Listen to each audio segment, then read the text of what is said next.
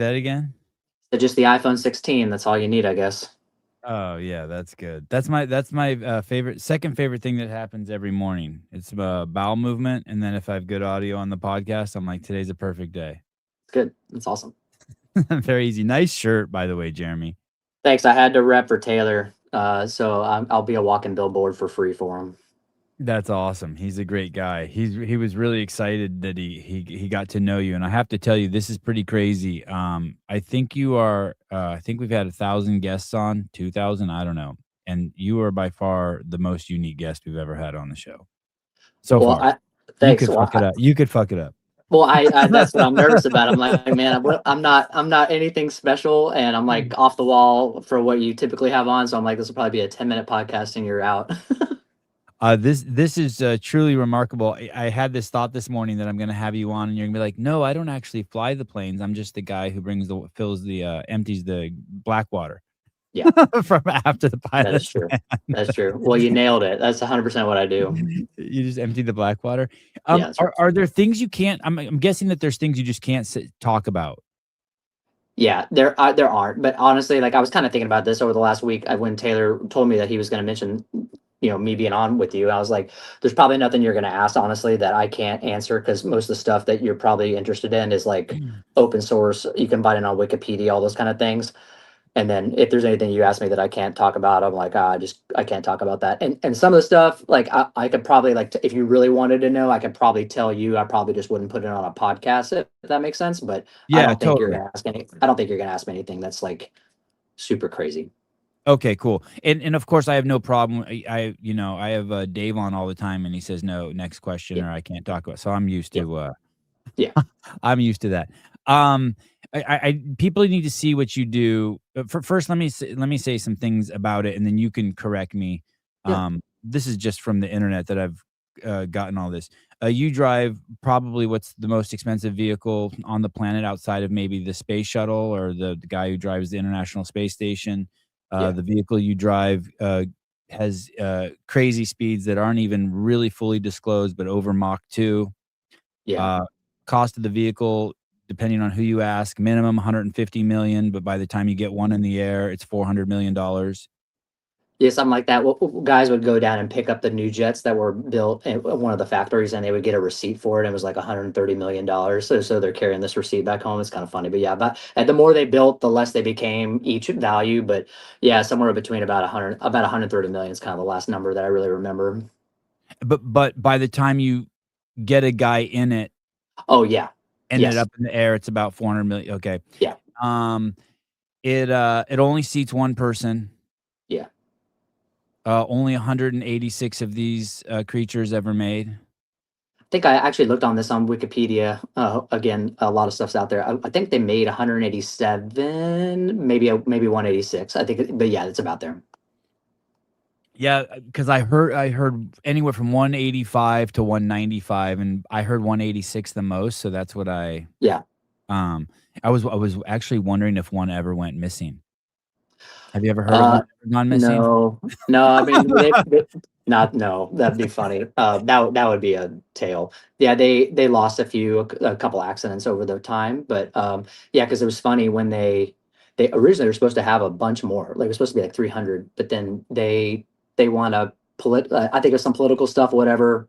Other planes were coming online, and about what 2009 is when they shut the factory down, and so they stopped making them. So I wish, and a lot of people wish that they'd have made more, but we were stuck with what we got.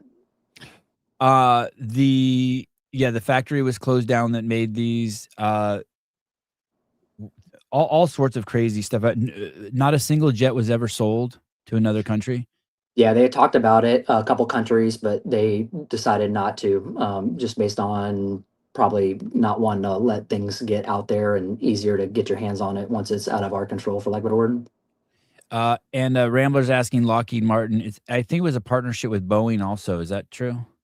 Yeah, so they did a fly off between the 22 and the 23, and then Boeing was the 23. But then when Lockheed got the win, then a lot of the avionics and stuff like that, like a lot of the other companies kind of got their hand in it to help pay for it, for lack of a better word. But yeah, so Boeing did some of like the avionics stuff, but Lockheed Martin was the parent company. And when you said they did a fly op, what does that mean? Because at one video I saw, it made it seem like they gave each company like just under $1 billion, and they said you're going to have a competition who can build the Yes. best jet. Okay. Yes, that's right. I don't exactly know what they did in the fly off and how that all goes, but they it's called a fly. Actually, it's funny. It's something I'm going to look up now. I don't know if there's actually any videos of it. Probably not because of the classification stuff. But yeah, Boeing had the 23. Lockheed Martin had the 22, and so they did a fly off. My guess is they probably did some kind of demonstration, gave a bunch of briefs on it, and then all the people that were making decisions based on like, oh, this can do this, but this can do this. They weighed the pros and cons, and they picked the 22 over the 23. I'm kind of surprised. I bet you if Trump would have been in office, he'd have been like, "We'll take both." Probably. That's probably that's probably true. I can't remember what the other plane was, but like the F-18 was in a fly off with one of the other planes in the past. I think it might have been the F-16, but then the Navy picked up the F-18, but the 16 beat the F-18, I think, in the fly off. I think that might be true. But the 23, I mean, who knows, right? They could have taken that information and saved it for another day, kind of thing. Let me show you guys some stuff. By the way, if you've never been to an air show, you have to go to an air show. It will blow your mind. It will blow your mind.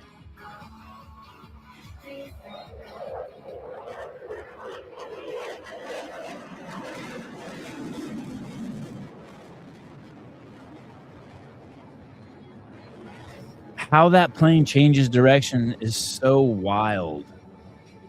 Yeah, it's pretty crazy. Hey, right there, is it almost standing still? Yeah, it's so I think when you go up and do, they call it like a power loop or a high alpha loop. I think your speed that you see, it's like 100 to less than about 100 knots, which is probably about 150 miles an hour. So that's still obviously fast, but just because you're going up and coming back down, you're not really moving that fast compared to what that thing needs to fly normally. So you're kind of just up in the air falling, and then the airplane has just enough air over it to keep the plane going and getting the nose to point back down. But yeah, you're not really flying. You're kind of just like a leaf, but you're still in control of where you're pointing your nose at that point. But then you kind of got to get your speed going back. Else, if you try to stay up there, you just continue to fall. So you got to get the speed back up over the wings. Yeah, like there it looks like nothing. It's kind of a controlled fall, is the way I think about it.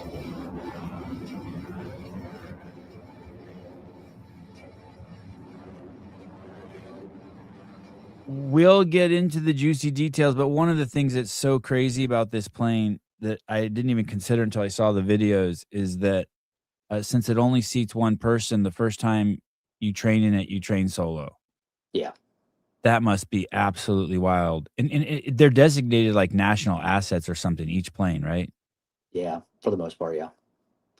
Yeah, so yeah, a lot of the other planes in the past they have like a two-seater.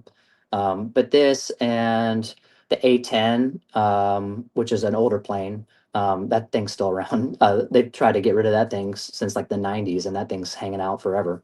And then the F-35, yeah, they didn't have enough. It was like it wasn't cost effective to make a trainer version, and it was just really hard with like the design and all that stuff. So yeah, the first time you fly was yeah, by yourself. They do a lot of sims though, so simulators. So you're kind of, it's eerily familiar the first time you fly it, but yeah, it's the first time you're flying that thing legitimately. You're by yourself. Like they have an instructor there flying in another plane by you, but you're all that's driving that thing by yourself the first time. So it is kind of freaky when you think about it. It's that sounds terrifying. Yeah. That sounds terrifying. It's like your dad putting you in the stick shift for the first time by yourself and saying, "Go Yes. drive this," but 1,000 times crazier. Let me show you guys just a couple more things. And if I promise you, if you have 20 minutes and you just type in F22 Raptor into Google, or into YouTube, you will have a blast.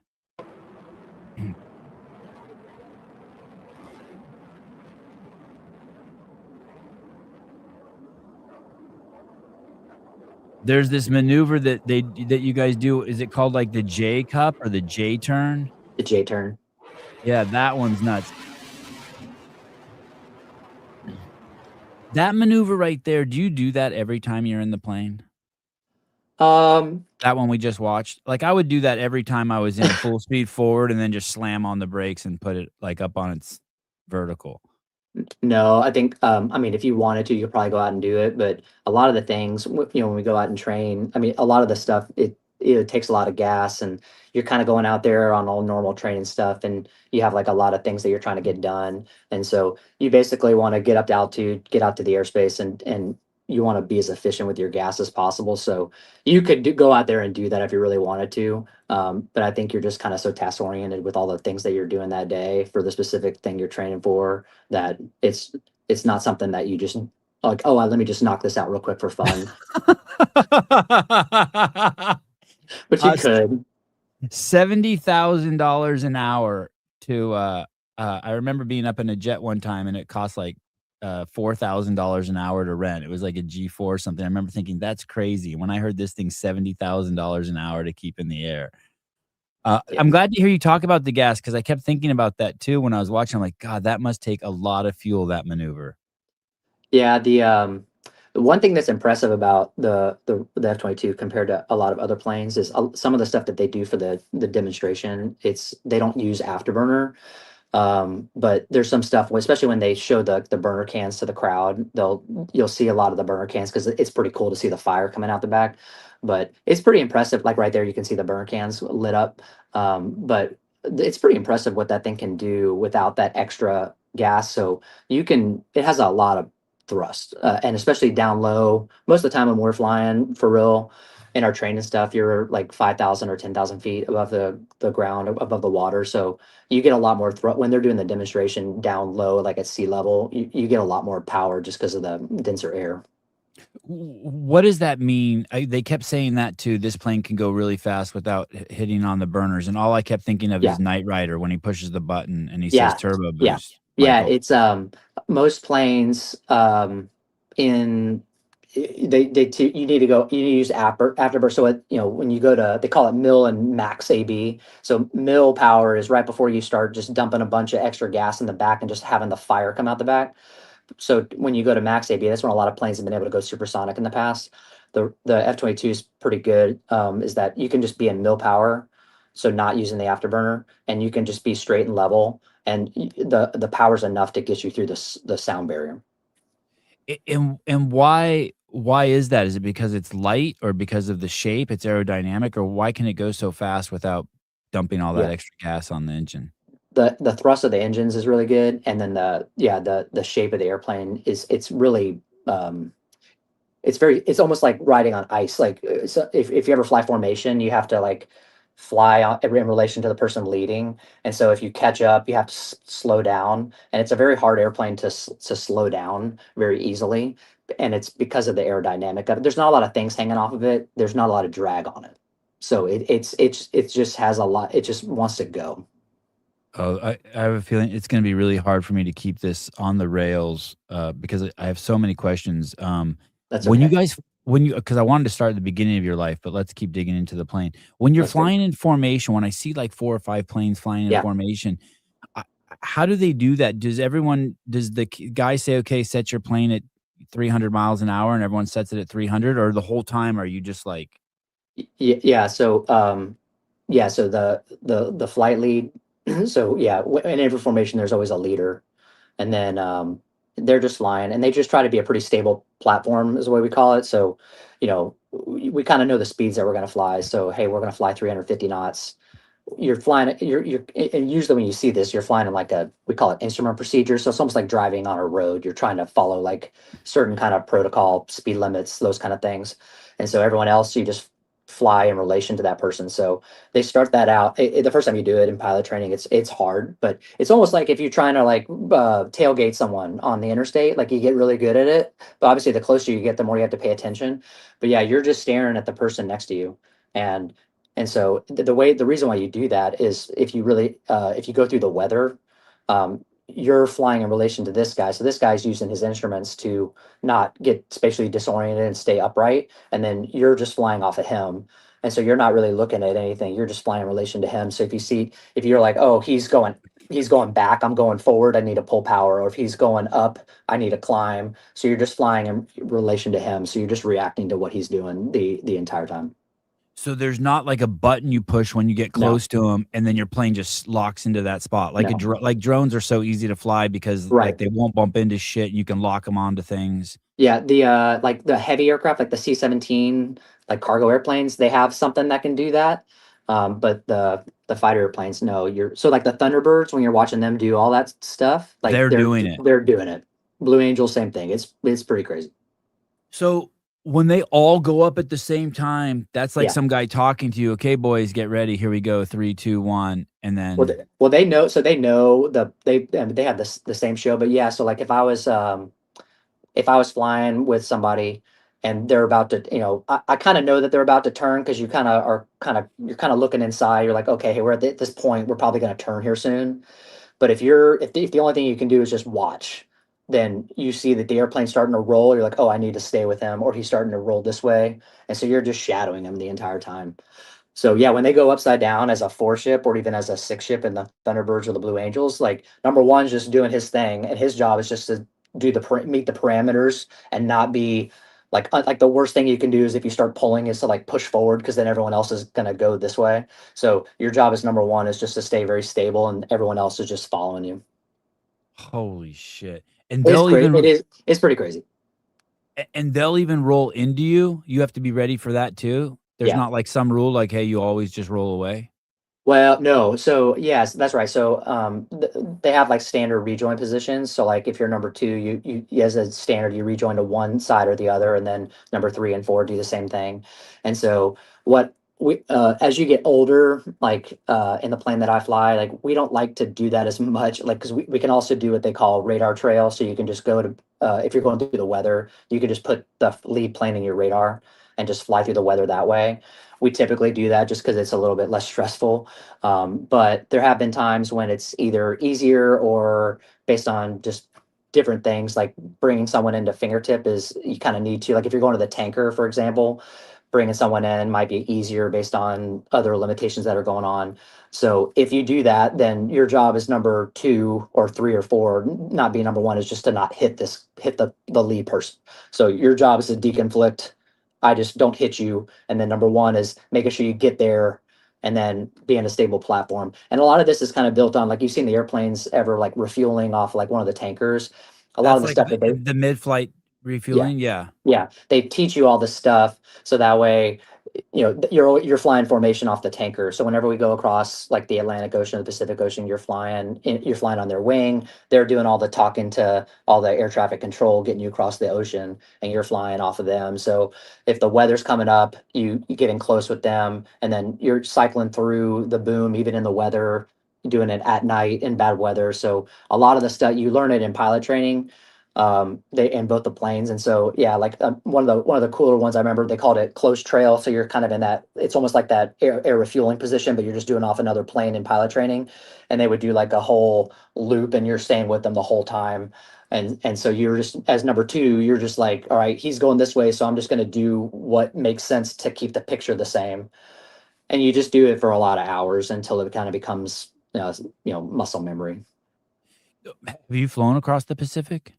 Yeah. Have you flown across the Atlantic? Yeah. Holy shit! And when you fly across the Pacific, that's a mandatory refuel somewhere on the flight, Oh yeah, midair. they have yeah, there's this whole plan process. It's pretty incredible actually. They have a bunch of different refueling points that you need to make, and you need to be above a certain fuel point so that way if something happens to like the tanker or you have an issue with your airplane, you can make it to a like an alternate base and stuff like that. But yeah, I can't remember the number of times that you have to do it, but we'll say like when I went across the Atlantic, you have to refuel like 14 times. But it's just normal.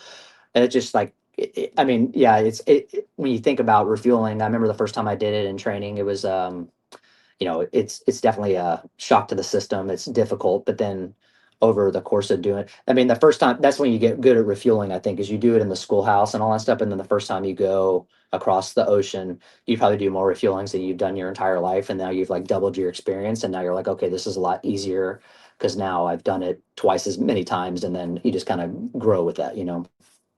So there's a giant plane that's full of fuel, and on a Yeah, single journey, you'll pull up next to this thing at 10,000 feet, and it drops a yeah, proboscis down at you, and yeah, they stick it into the top of your plane yeah. and refuel you. Do you have a gas gauge on that plane? Uh, on ours, yeah, Yeah, and do you see it going up as yeah, the fuel? yeah. That's It's actually cool great, because that's well, crazy, it's that's actually cool. great. It's actually cool. So like you have like your fuel. We have it on a certain display. Yeah. Our airplane. I don't know if the other airplanes do this, but our airplane, like we have what's called a heads-up display. You probably like in Top Gun, the thing that they're like have all the symbology in front of their Yeah, face. So that thing in our plane, it'll show you how much gas you have. So it's nice because you're looking at the boom. They have lights underneath the tanker, so you're using those lights to stay in position. So it'll tell you like go forward, down, up, aft. And so those are the lights that are standing there, but it's right off your face over your just above the HUD. So you can just glance down real quick and you'll see your fuel is going up. And then you know how much gas you can take on. So you're like, okay, I got about 4 more thousand pounds of gas, which is about, 4 to 2 minutes left of this. And so if you're in like sometimes like the environmentals can be kind of bad, like weather, it's a night, like sometimes it's really your brain wants to get disoriented and you're having to kind of fight against it sometimes. And so you're like, okay, I just need to get through this for like 2 more minutes. It's like doing a CrossFit workout. You're like, I just need to hold on for 2 more minutes and then I'm done. And then you can take a break. meaning your instruments are telling you one thing that you have to trust, and your brain is telling you something Yeah. else, and you have to reconcile that. Yes.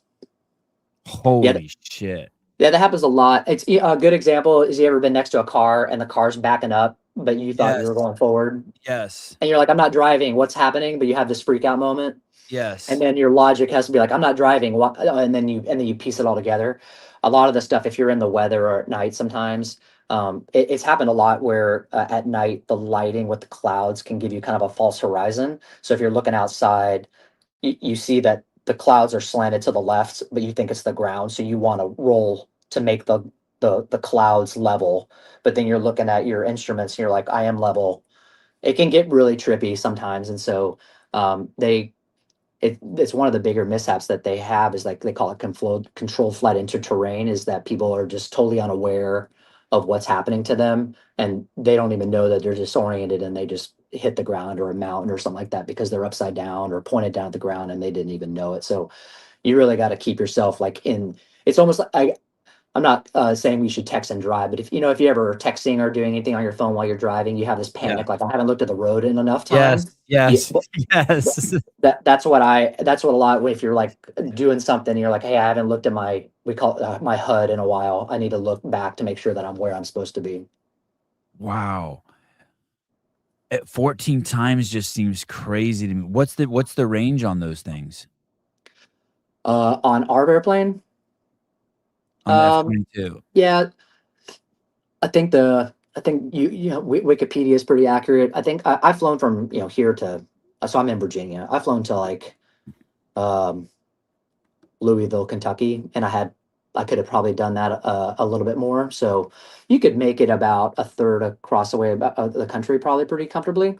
We also have like reserve gas that we keep for like contingencies and stuff like that. So if you get back and like the runway shut down, or you have someone has a flat tire on the runway, then I got a little bit extra gas to go around and find another place to land. But if you went all the way out, you could probably get about a third of the way across the country. So you need the tanker to get places for any fighter.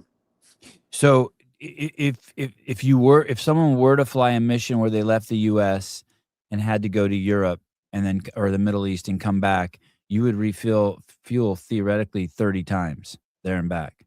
Yeah, and they have like rules for how much of a duty day you can do. Like the airlines have the same thing. Like you can only fly for a certain amount of time, unless it's like there's waivers and like if you're doing combat stuff, they can waive things.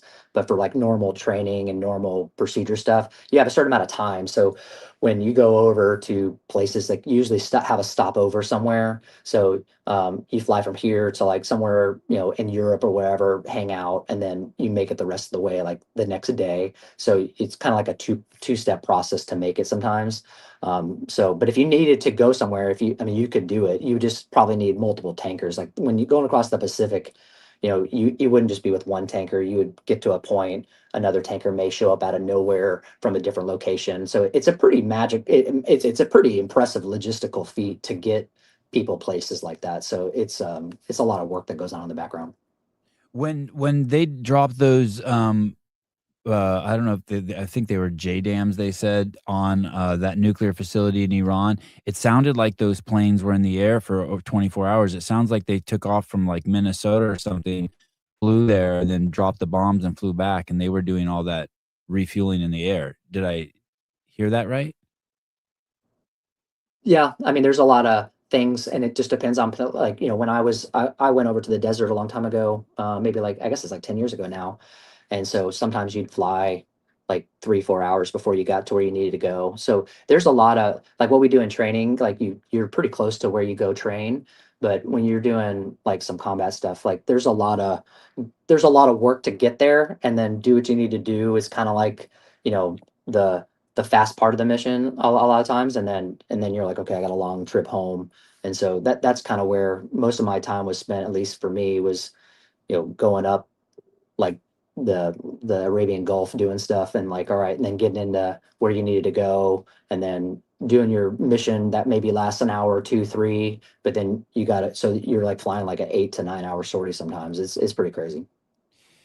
There's this story on the internet that keeps popping up over and over, about the 2 F-22 Raptor pilots who, surprised 2 I wanna say they were Iranian planes that were about to take down one of our drones, and they just pulled up on them and said, "Hey, you guys gotta beat it," and those guys took off. Have you heard that story? Is that a true story? Oh, that was, yeah, that was a long time ago. That was, yeah, I think I would say, as with every story that you put out, about, yeah, 80% of it was true. Maybe some of the details, like, did they really say something to them on the radio? That just sounds cooler sometimes. Like, we have standard stuff that we do.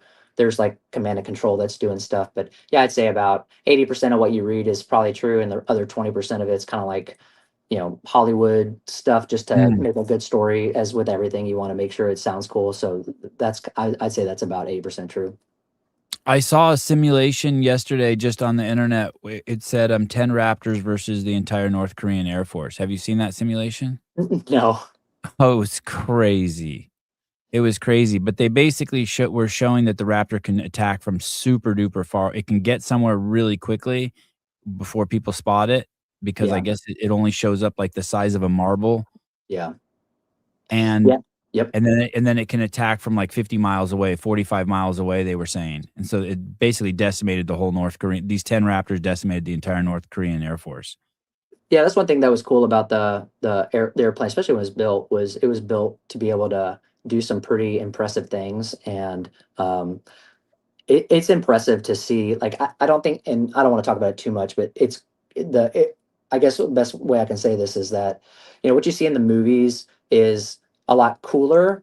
But like if you watch what we did, like just and if you didn't really understand it, like it doesn't look that cool because it's like well nothing's happening. You're just shooting at this person and you're this far away or whatever, but it doesn't look like there's a lot going on and so a lot of the stuff you see in Hollywood, like the dog fighting, that's more fun to watch just because it's appeasing to the eye, versus like it's almost like watching someone play chess can be boring unless you are familiar with chess. You're like, oh, this is really exciting. But we all like watching people do the UFC fights because that's way more fun to watch. But Right.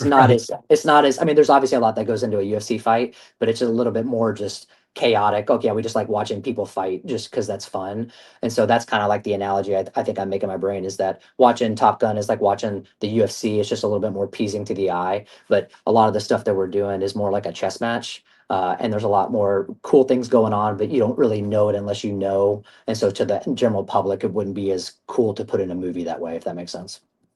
Is it as difficult for radar to spot as the internet makes it sound? The internet said it's like 0.00001, uh,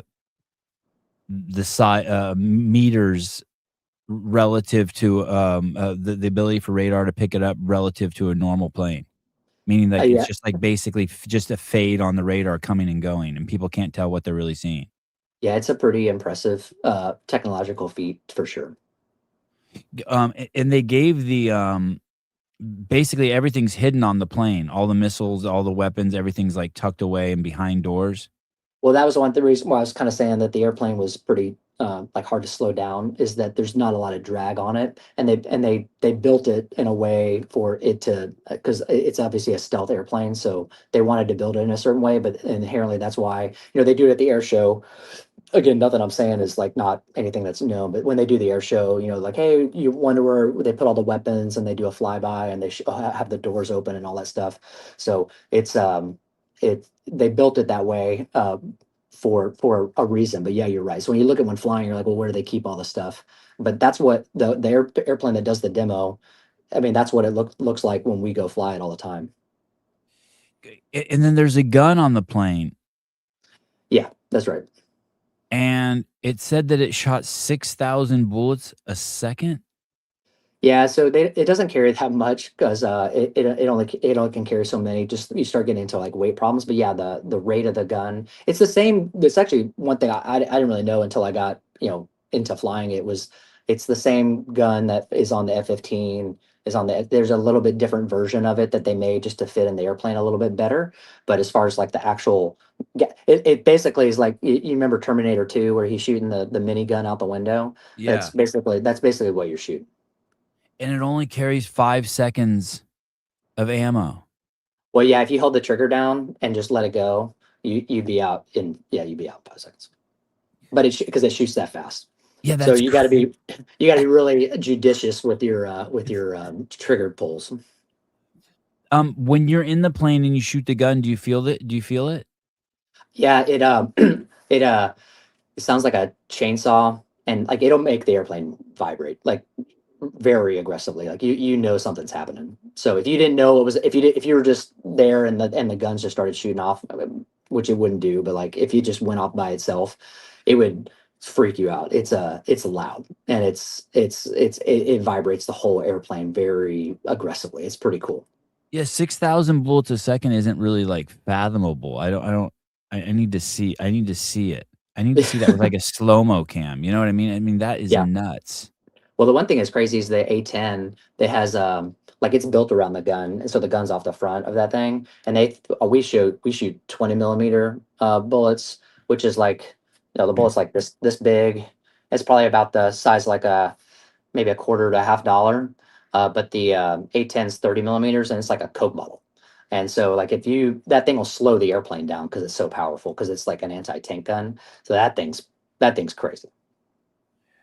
Can you once you fly that plane, the F-22, could you fly any plane? Like, if we were, like, on Spirit Airlines and the pilot was drunk, could you take over the plane and land it? It's funny you say that. So one thing, I'm also so I'm in the Air National Guard. I came back full time. I'm retiring here like in like 3 weeks actually. But I got with Delta Airlines a couple years ago when I was part of my I was a part-time guardsman for a little bit, and now when I'm retiring, I'm going back to Delta. So to answer your question, if I hadn't have gone to airline training first, like the some of the automation, like the automatic pilot stuff that you have to do on a airline is really complicated.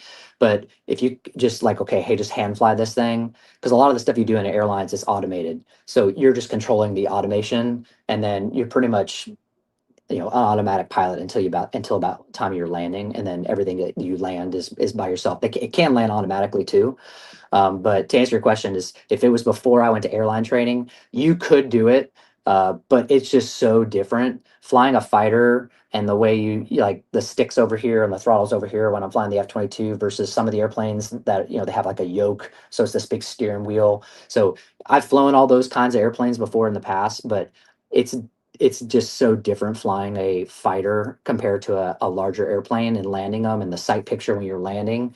So yeah, you could probably make it happen. But I would be nervous doing it. But if there's no one else that you're like, well, it's either this or we got nothing, you're like, okay, well, we'll make it happen. Yeah, okay, better you than me. Um, the plane goes to 60,000 feet? Yeah,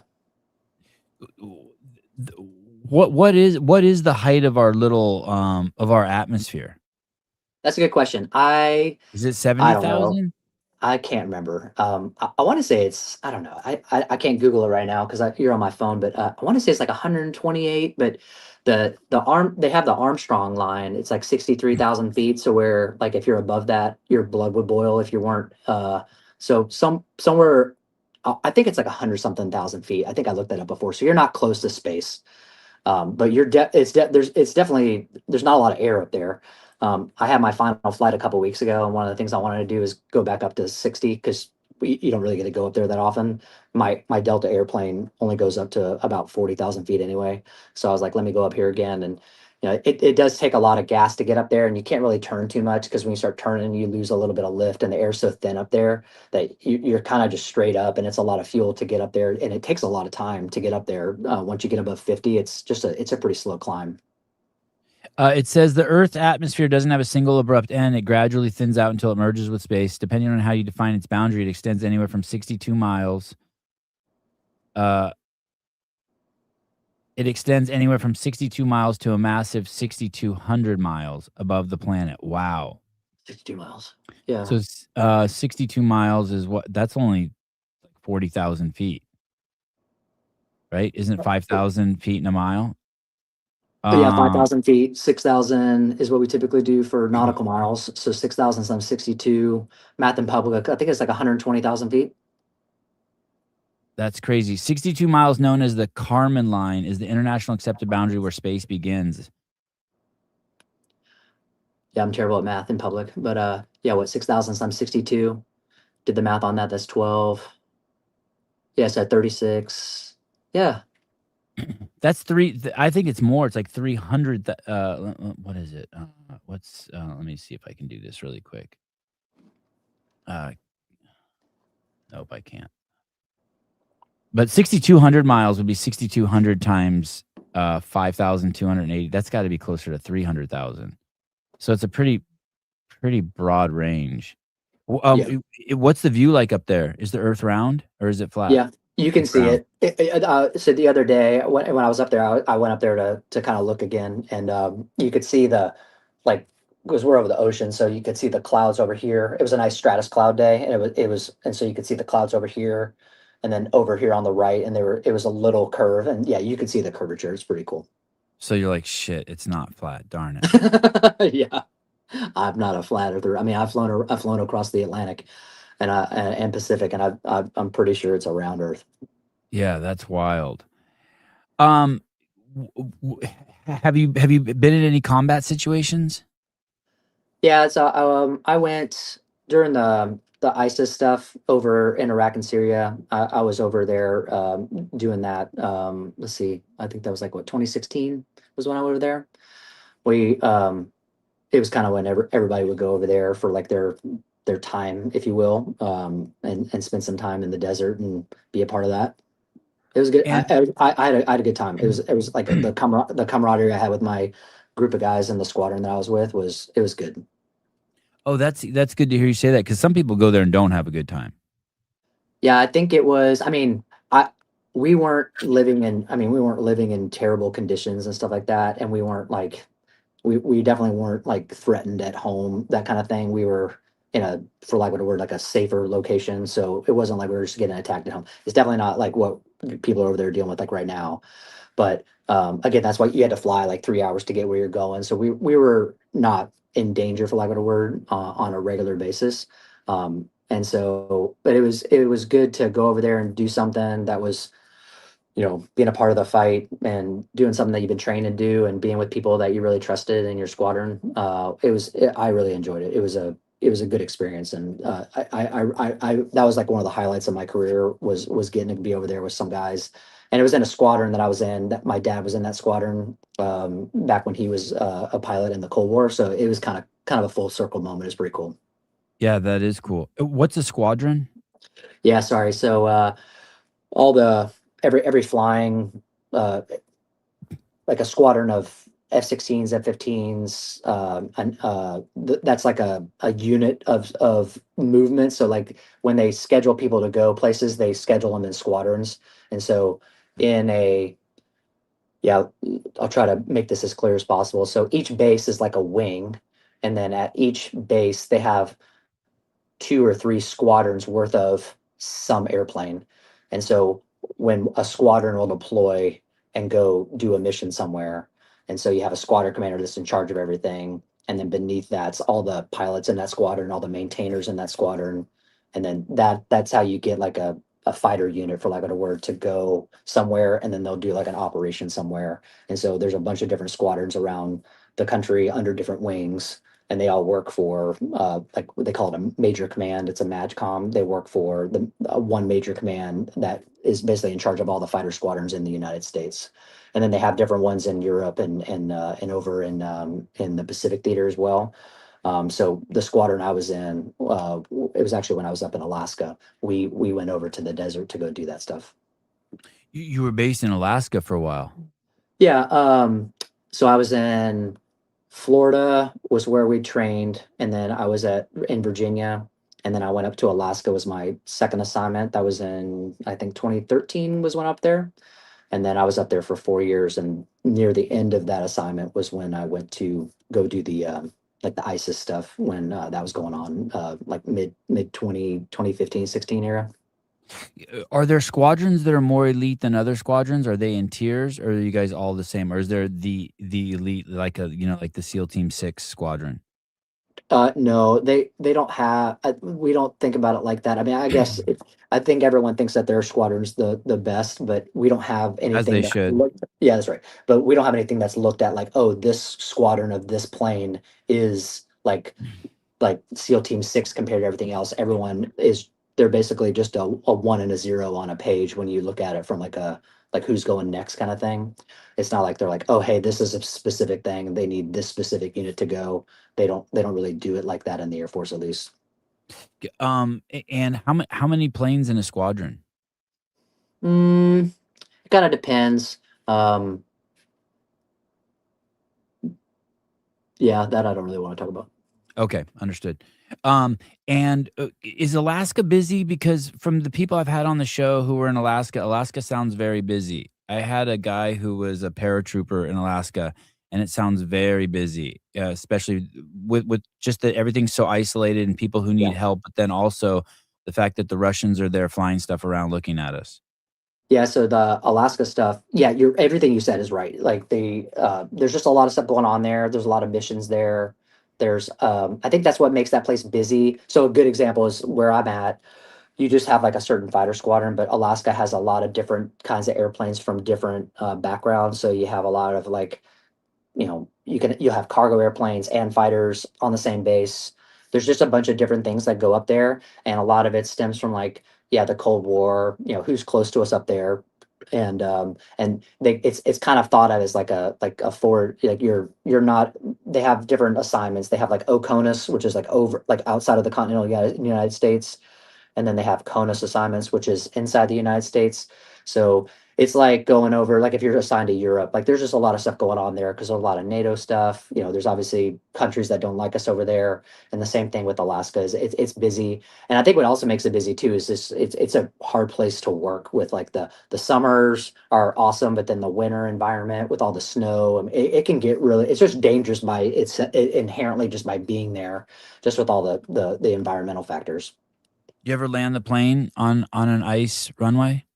Yeah, so we have a certain they call it RCRs, so it's like runway surface condition. But they have like in Alaska, like the lowest you could land on was like a certain number. So they have like ice removal people that'll keep it above that certain number. And I've landed at that certain number, and it's not comfortable at all. The one thing about like if you fly on a airline, they have like reverse thrust. So that's why when you land, like it feels like you get thrown forward and it gets Yeah. really loud because they put the reverse thrust on because it's such a big airplane. We don't have that in the fighters. So when you're landing, you're what you'll see them kind of do a wheelie, and that's like they use the wheelie to kind of use the air to slow you down, and then you put the nose down and then you'll brake. But yeah, it's pretty. It's not a good feeling when you hit the brakes and like nothing stops, and then you reapply, and then you finally start slowing down. But yeah, I've had a few landings that like in snow with some icy conditions that it definitely gets your attention, but yeah, it's not fun. Have you ever had to go back up? Have you ever landed and then been like, "No, no, no," and you I haven't had that. um I've hit like they'll call it like wake turbulence. So if you we land behind somebody, and sometimes you'll hit one of their wingtip vortices. Like so when they fly, like there's these little spiral of air that you can't see that comes off the side of their wings. And if you sometimes hit that, it'll make you kind of roll a little bit. It'll get your attention, and so you'll just go around, and then you'll come back and land. And usually by then the air's calm back down. That's why we carry a little bit extra gas when we come back, is for things like that. So it's kind of a easy out. I've had a one issue though where like I've had a brake issue. So I put the gear down and like some sensor on my airplane says, "Hey, you have a brake issue." And then it was like your brakes may or may not work is basically what it said. Oh my And god. so you're like, so we have a hook on our airplane. It's not like the Navy hook where they land on the boat, but it's like they have cables on the runway, and so I just put the hook down and catch that thing, which it's that's actually pretty benign to be honest. But that was like one of my bigger emergencies that I had was, oh yeah, I just need to take a cable because the brakes on I had on the airplane, I didn't think we didn't know how well they were gonna work, and I didn't want one brake to work and the other not. So it's like, well, let's just take this cable just to eliminate something bad from happening. And did you use the cable? You grab as you landed, you Yeah, the hook, yeah, it just comes down and the cable's up off the ground enough and it just catches it. And then that's kind of one of those things like kind of like what you said, like, hey, if I didn't catch the cable, then I could just take off and try it again. I had enough gas to do that. And it was a nice weather day, so I didn't have to worry about like going back into the weather and doing an instrument approach. So you could just do like a quick turnaround. And so, yeah, it catches the cable. It just kind of drags you out. It's nice. It's a nice little slow stop. And then they have like some firemen that'll be out there, and then they make sure everything's good. And then you shut down, and they'll just tow you back. So that's like the worst part of it is like you just shut down, and then you're just riding the airplane back for about a 45-minute tug back to the parking spot. so that plane needs very little runway to take off and a lot of runway to land? It's not too much. You only need about maybe just over a mile to land. Like you could if you really needed to, like you could stop that thing, probably in about half the distance that you needed to if you really needed to. But if you do that, you're going to wear the brakes out. So you kind of want to use all the runway. Like that's kind of what I like to do is you like want to use as much runway as possible to land just because it's easier on the brakes versus just honking on the brakes every time you landed. You have to change those things out, so then it's just more parts, more things that are breaking, so you're trying to be gentle to what you're flying. Jeremy, couldn't you just because of the way the thrust is on that thing, couldn't you just lower that thing? You could, oh yeah, you could just hover down. Yeah. Yeah, like yeah, that'd be fun. It's funny that that was one thing about the F-35. Like how they made that version of the F-35 that can do that. I don't know if you've seen that. It's like the Is that Harrier the version. Harrier? Yeah, I've seen the Harriers So at the shows. Harrier does that. I was watching the DC stuff. They had like all the demos that they were doing for the 250th anniversary, and it's the first time I really got to watch on TV was watching the it's the Marine version of the F-35 do its hovering, and it's pretty cool. The thing that gets crazy with that is that if you do that too much and do it really close to the surface, like the engine's so powerful that you can start damaging the concrete and stuff like that and the asphalt beneath it if you do it too much. So that would probably be the hardest part about it. But no, we don't have that capability, but that would be kind of cool to try it in like the simulator and see if you can make it happen. Yeah, that would be cool. Yeah, I saw the Harrier in San Francisco, and it was crazy. It was just right over the water, and it just hovered in front of the crowd. It was It's nuts. cool. It definitely is like I remember watching the Harrier. My dad took me a bunch of air shows when I was younger. I remember watching the Harrier, and I think that's one of my favorite movies is True Lies with Arnold Schwarzenegger flying the Harrier. That was that watching the Harrier because the Harrier, like my understanding, I haven't flown it, but talking to some people, like the Harrier, like they're doing all of that. Like they're having to keep it upright, and if you like aren't doing it right, it'll flip over. The F-35, I think it has a lot more like pilot assisting. So you just tell it what you want it to do and it'll do it for you to take out the human error. But I think I would argue that Harrier pilots that can do that, they probably some of the better pilots in the world because that's pretty impressive to do. Yeah, if if I'm going up the Grapevine in Los Angeles and I'm in my 2016 Toyota Sienna and I floor it, I always have this thought like something's gonna give. Yeah. Do you have that thought when you're in your plane? You're going 1,000 miles an hour, and then you do one of those maneuvers where the plane basically the back you pull up so hard the back of the plane comes in front of the front, and you're Yeah. like, "Holy shit, I hope every bolt in this thing sticks together. This is crazy." I I haven't. I don't have that thought often. I haven't. I think. Well, I mean, I will say this too. Like the work that a lot of people put on the airplanes, like the maintainers that work on these things. Like there's all these.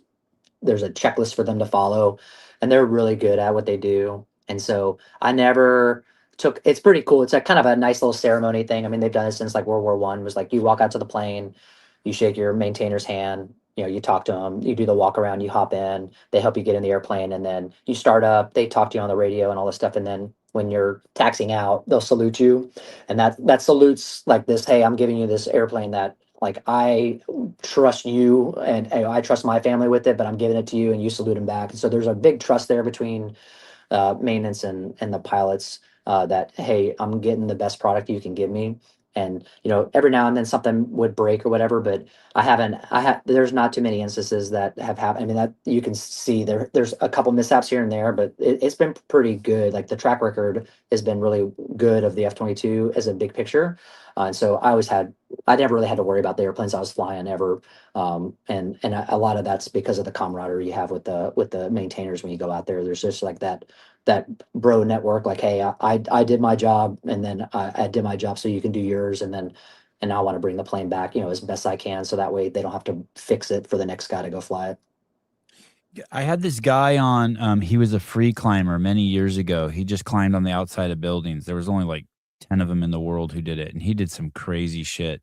And I remember asking him, "What do you think about up there?" And he goes, "Oh," he said, "if you're thinking, you're dead already." Yeah, like Tom Cruise in Top Gun. Like if you think you're dead, um, that's kind of funny you say that. Is that you're so task oriented when you're flying, and like I think the scariest I've ever been is if so every now and then you go like you're supposed to go fly with somebody.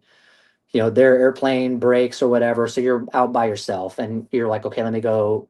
Sometimes you go out and do what they call like aircraft handling characteristics, and so it's almost like you're shadow boxing. So like, hey, I'm gonna go do like these BFM, sorry, like basic fighter maneuver, like dog fighting maneuvers, but I'm just gonna fly, like practice them myself. So I'll go practice like the J turn or whatever, just like the air show stuff, just to because we use those when we were flying against other guys.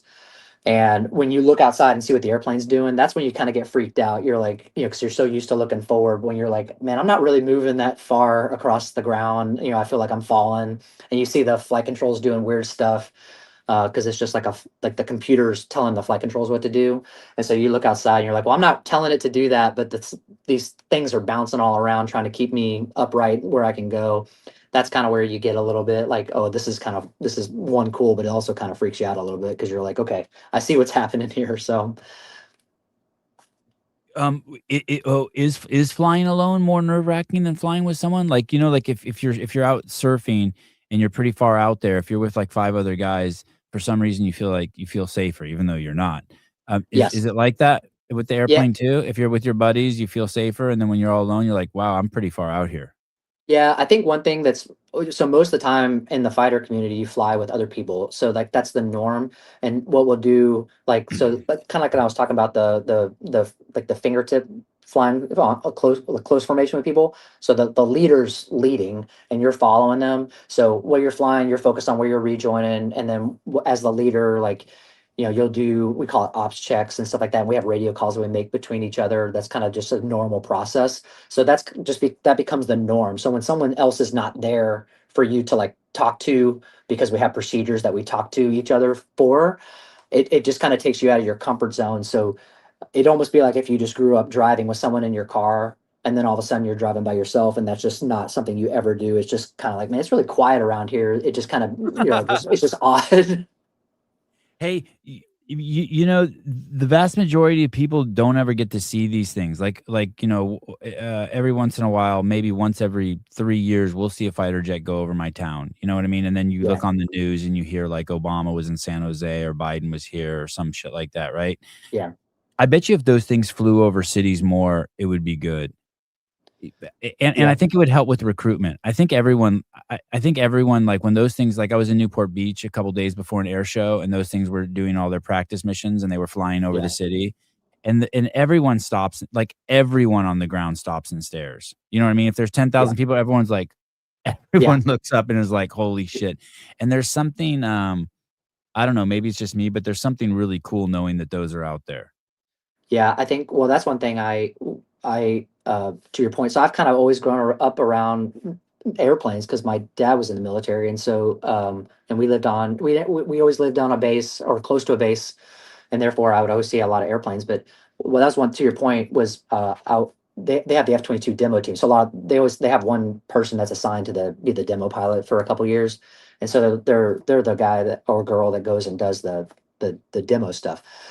But they always have safety observers, so they have another pilot that goes with them. Though usually they take two airplanes in case something happens to one of them, so they have like a backup. So they have what they call safety observers, and so I did that as part like an additional job when I was here at Langley the first time.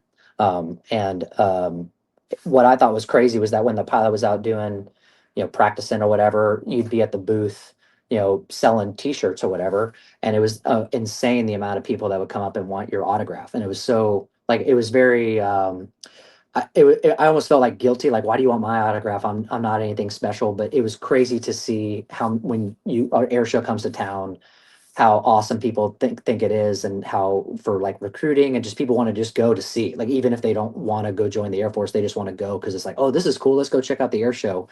Which is just, it's kind of cool to me. To I've always been used to like, oh, air show, like I've seen many of them all the time, I don't need to Yeah. go. But then to be on the other side of it where people are like asking for your autograph, it's almost like I feel guilty giving you my autograph, but it kind of makes you realize where like how cool people think what your job is, and it kind of puts it in perspective. It's pretty cool when you think about it. Even when the planes, we were in Newport Beach, and the air show was in Huntington Beach, about 20 miles north, and the planes would make these loops to turn around, I guess, to go back to, they would do their thing and then come and turn on around Newport Beach. And when they made the turn, they would just fly, they'd be flying sideways, and they'd be flying really low, so you could see the plane very clearly. And Right, just that turn felt like we had our own private show, and it was right, just them making a turn, going from land to ocean, and then he would gun it and take off. yeah, And 10,000 people were getting a free air show. And right. I just think that probably tons of people if lots of people could see that, the recruitment would skyrocket. Of course, there'd be jackasses who didn't like it and who were freaked out, but eventually they would get used to it. Yeah. Yeah. Oh, yeah, and that's one thing that's funny is the amount of, I haven't had to deal with it, but the amount of, people that call a base to complain about how loud it is, it's pretty funny. Like, they get those calls all the time. Yeah, those planes are so cool. I live in a spot where I don't know what it is, but once a year for a couple months, I'm in the path of San Jose and San Francisco. Yeah, And so you can hear the jets, and they slow down right over my house. So you hear that brrr, and it's like yeah, 2 or 3 months a year, and then it goes away. I don't know. I yeah, guess they changed their approach. maybe. Yeah, it's cool. I like, and so when we're retiring and we're moving to Utah, and we're going to be living there near Hill Air Force Base, and which is where the F-35s are, and so it's like I'm ready to retire. I'm excited about retiring, but I am excited that I get to live near a military base because watching airplanes fly is cool, and my kids like watching airplanes fly. So it is cool being around a military base, in my opinion. I think it's fun. It must be kind of a big deal to them that you're retiring because there's so few of you. How many F-22 pilots are there? That's a good question. I don't know.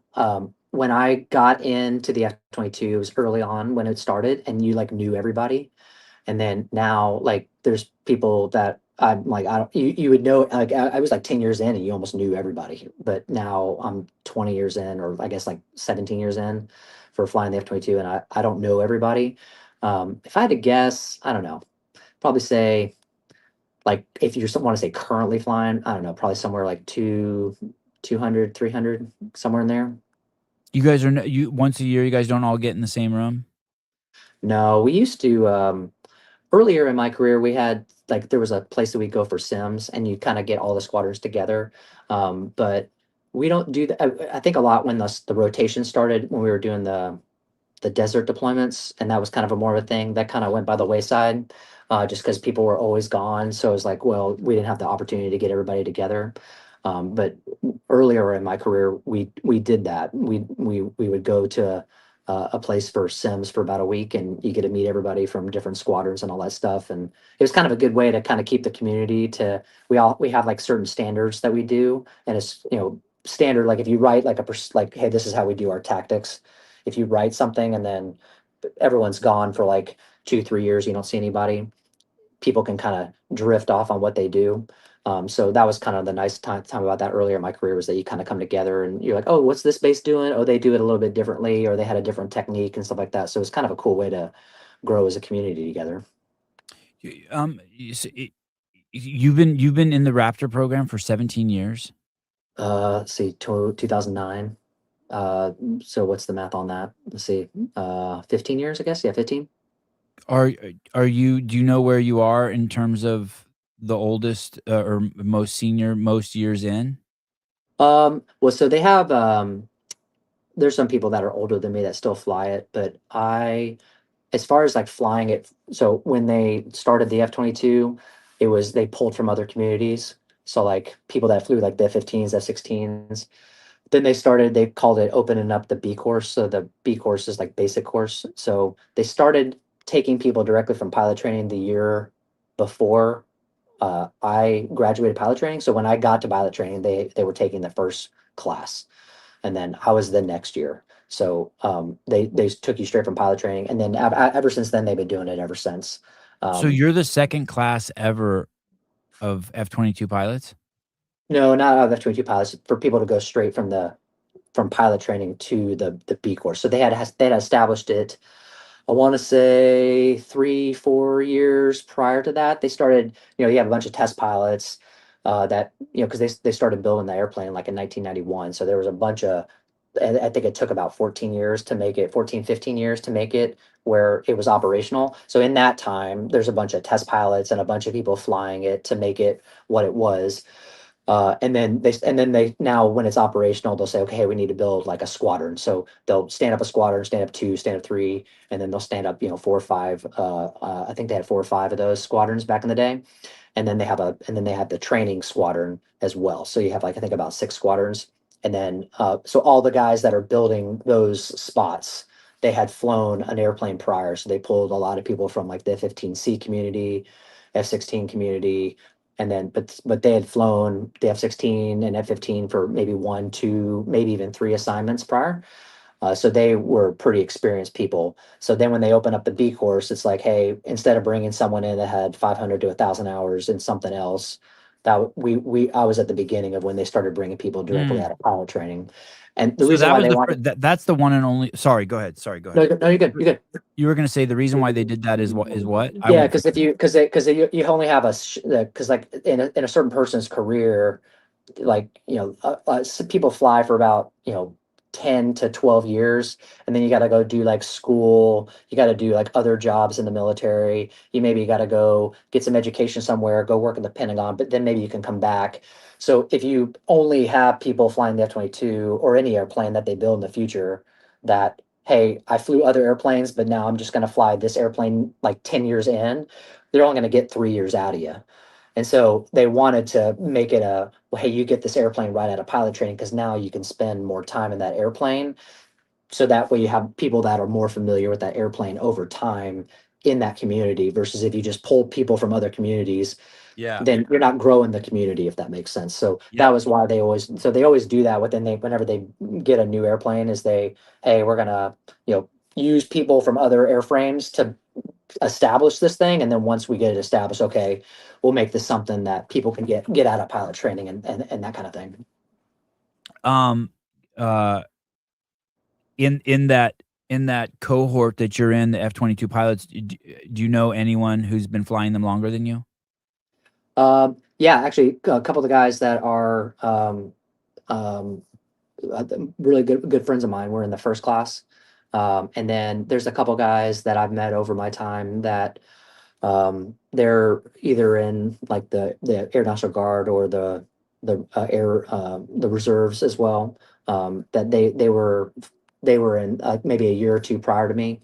But I'm not saying I'm special by any means, but I was definitely got when I got into the F-22, it was so new that if anyone was older than me, they're probably gone. So I'm definitely I'm definitely in the older group of people that are current. That I'm not. I actually just had my last flight about a month ago, so I don't fly it anymore either. But when I got done, I would say I was probably one of the, I don't know, top 20 older guys, maybe 50, 20, I guess. I don't know if I had to put a number on it. They've been flying it and And not have, necessarily old, but longest in that yeah, plane. yeah. Was that emotional, that last flight? It's funny you say that. I was ready. I was ready to retire. Like I'm ready to retire. My dad, he he got in the Air Force. He retired at 20, and then he got an airline job for FedEx.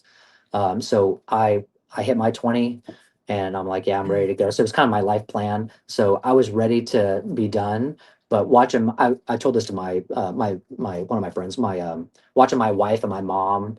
They were emotional. I was getting emotional watching them get emotional about me having my last flight. That was more Yeah. emotional, was them being like proud and but also being kind of sad that that's like that time's done. But that was the more sad thing. But I was excited to be done flying, just because it's time for us to move on and go back to Delta Airlines. Is going to be fun, just to have a little bit more time with the fam when I'm not working. So we're excited about that. You're working out of the hub, the Utah hub for Yeah, Delta? Don't yeah. they have a big don't they Go have a ahead. big hub in Phoenix? Do you know who John Brzenk is? Mm, He works at Delta. You wouldn't know him from that, but he's the greatest arm wrestler who ever lived. I made a documentary about him called Pulling John, okay. and he was based out of Utah forever. He started there when he's, I don't know, in his 20s. He's probably approaching 60 now. And through his job with Delta, that's how he became so good at arm wrestling. One of the aspects, because he could fly all over when no one else could fly around the world, That's awesome. right? And arm wrestle. But I thought he recently, in the last 5 years, moved to Phoenix. Did they move their hub? No, I don't know what's in Oh, Phoenix. If I had to think, oh, if I had to guess, I'm not super familiar with other hubs. I think Phoenix is a Southwest hub. okay, I might be wrong on that. Don't quote me. But okay. yeah, Utah. Yeah, so that was the one thing when we decided where we wanted to move for when we retired, was they have New York, Atlanta, Detroit, Minneapolis, LA, Seattle, and then Utah. And so out of all those places, we because some people commute, like, but my kids are young enough. We wanted to move. How My old are they? dad, How old are your kids? 7 and 1. Oh, very young. Okay. Yeah. So when my dad retired, we moved to Memphis, and because he got a FedEx job, and then they call it living in domicile. So you don't have to commute to go fly, because every time you go on a job, you have to go to where you're based at. So like, if I was based in New York or Atlanta and I live here in Virginia, I would have to travel to Oh, Atlanta to start my trip. But then if your trip ends before you can catch the last flight home, then you have to stay the night. And then if you trip it begins before you can get a flight down there, you have to go down the night prior. So we did some math on it, and after about a 10-year period, you can almost lose 2 years at home just by commuting. And wow. so if you live in domicile, then it just takes the traveling part of it out. So that's why if you're ever in the airport and you see like Delta pilots like getting on an airplane, but they're not flying, you're like, what are you doing? They're commuting to go fly somewhere else. And so you travel to like New York City, Yeah, and it takes you like and then you have to deal with like that the sucks. storms. Yeah, it sucks. And so yeah, and then if the storms happen, like where I live in Virginia, I catch the Richmond flight out. But they come from Atlanta. So if there's a storm in Atlanta, then it messes up my commute to get home. So what I wound up doing when I was working for them is I would just go up at like 6 in the morning, and then I'd stay there all day, and I would take a nap before I flew that night, because I didn't want to risk having to scramble to get there late, and then all of a sudden I show up and I'm like, I've been traveling for the last 6 hours trying to get up here with all the cancellations and rerouting and all that stuff. So we just wanted to take that out of it, so that way I could just go to the airport and fly, and then when I land, I'm done. I can just go home. So we're moving to Smart. Utah here in like 3 weeks. So our house is a shambles. Does your dad not have an accent? Did you pick that up because he moved to Memphis?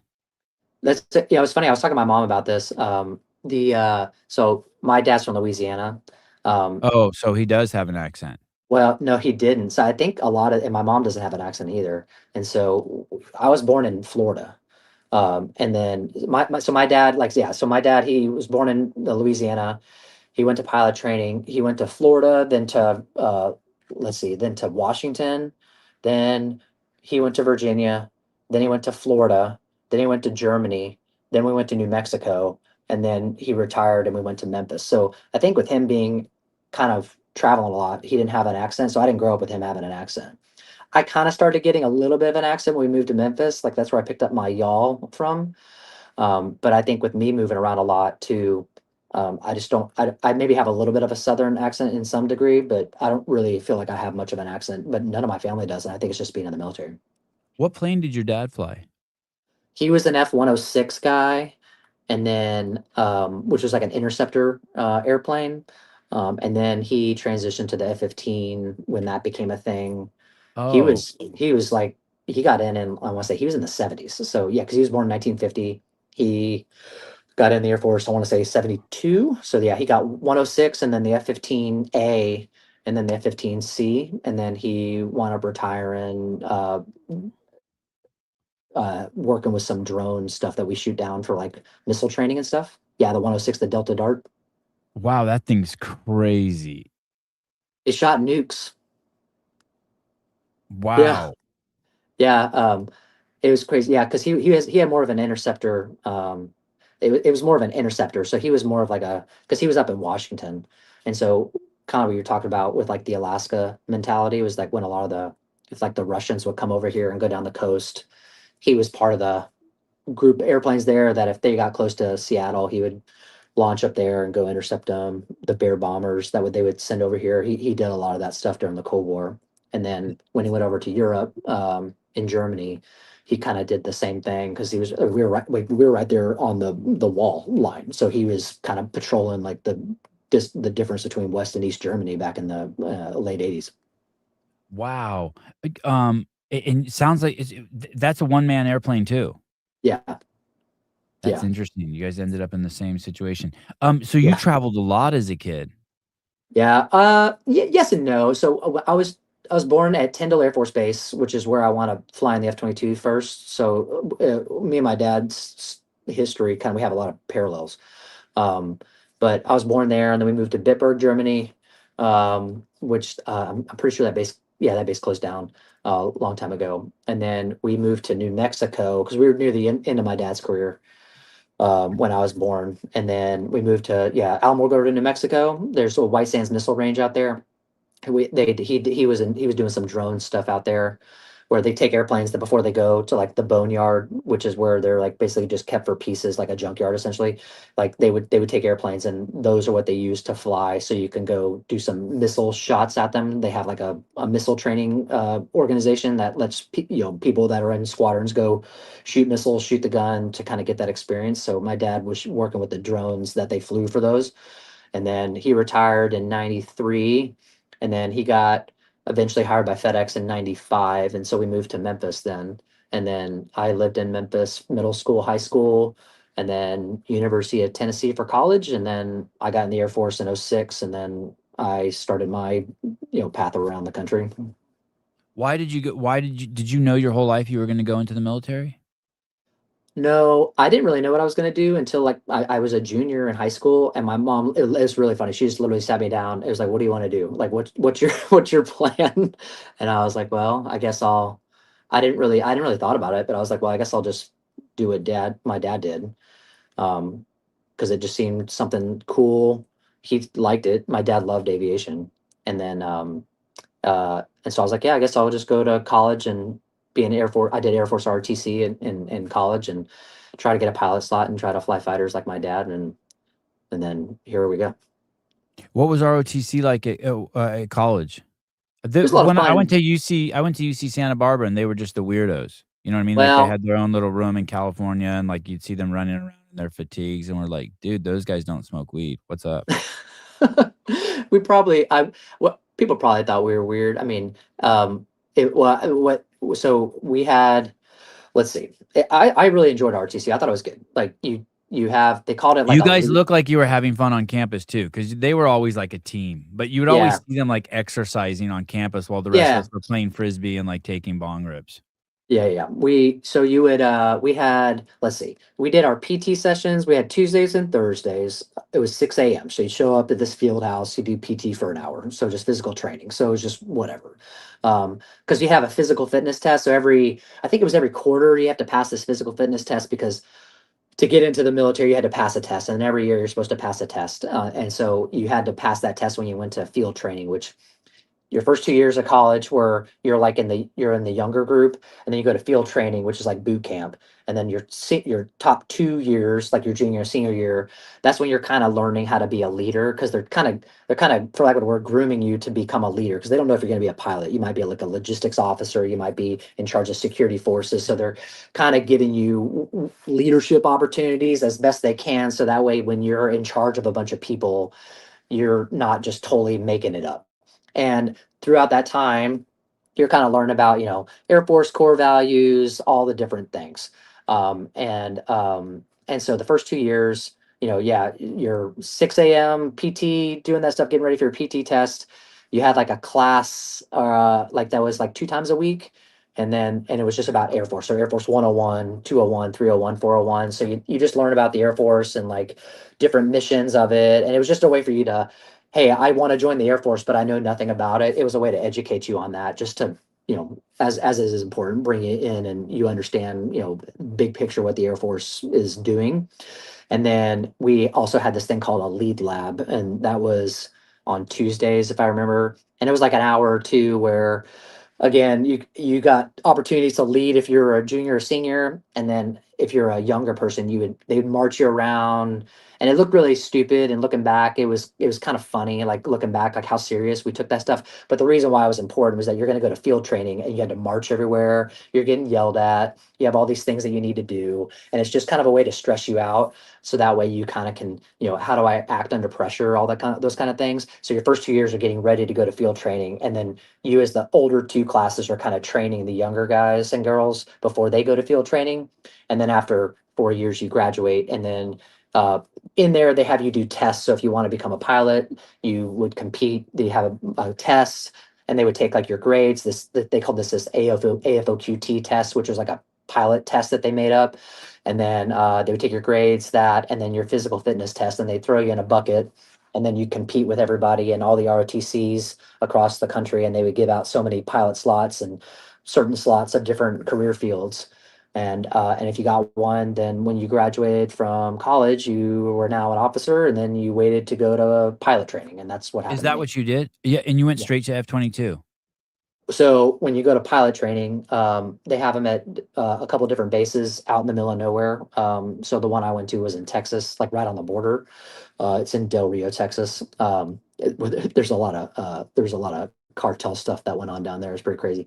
But you fly. They used to fly the T-37 back in the day, but the new airplane when I was going in was the T-6. So you would sit front to back with your instructor, and it had a prop on the front, but it Oh was a my little bit more. goodness. Oh It was a my little, yeah. goodness. It was a good plane. It was fun. And then yeah, you learn how to. They have different phases, so you learn. They call it the contact. That's the old one. So the T6 Texan 2 is the new one. It was named after the Texan 1 airplane.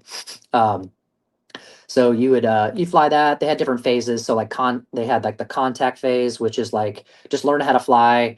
You go to the airspace, you do loops, you do a bunch of different maneuvers, all those kind of things. You come back, and then the real focus was how to fly and land safely. Yeah, there you go. And then they had instrument phase. So, hey, how do I fly in the weather? There's a bunch of different rules and procedures that you have to do, like doing instrument approaches to different runways. So, like when the weather's really low, how do I intercept this course to fly and make sure that I'm on my altitudes? And there's like these plates that have it basically is like, be at this altitude at this point, be at this altitude at this point, and that gets you below the weather to safely land. And then they have you fly formation. And that's where you kind of learn to do what I was talking about at the very beginning. And then out of that, you would get tracked to either, when I was going through, you get tracked to, they called it it's a T1 for people that were going to fly like the cargo airplanes, or the T-38, which were people that were going to fly hopefully fighters. And that's what I got. And so out of the T6, they would rank you, and then the number one person, what do you want? Do you want T1s or T38s? And they just go down the list. And then when you get to T38s, you do it all again. Same thing. Learn how to fly it, learn how to land it, learn how to fly instruments in it. Make sure you didn't forget what you learned in the T6s. And so it's just kind of all building on each other. But now you're flying a faster airplane and having to do a little bit more fighter pilot like things. And then out of that, they say, okay, they'd rank you. And then the Air Force would say, hey, in this drop, they have a drop every month. So they'd say, hey, these are the airplanes we're giving out this month. Oh, wow. And then you would put your wish list in, and then they say, hey, these are the airplanes available. And so I put the F-22 first, a couple other fighters Oh, next, and wow. then so it's pretty competitive. I mean, you had to you want, I mean, every flight was an evaluation, every test was an evaluation, so you really wanted to put your best, effort forward because you didn't want to leave anything on the table because, if you had the opportunity to get a fighter, you didn't want to like, wish that you hadn't, studied harder or made sure you knew all the rules, all that kind of stuff. Yeah, Oh, there's the that's a 238. yeah, that's a cool plane. Yeah, it's the in the Top Gun movie, the MiG-28. That was like it was an F5, but it's basically a T-38. But yeah, when it was painted black in the movie. But yeah, that's a fun airplane. It's cool.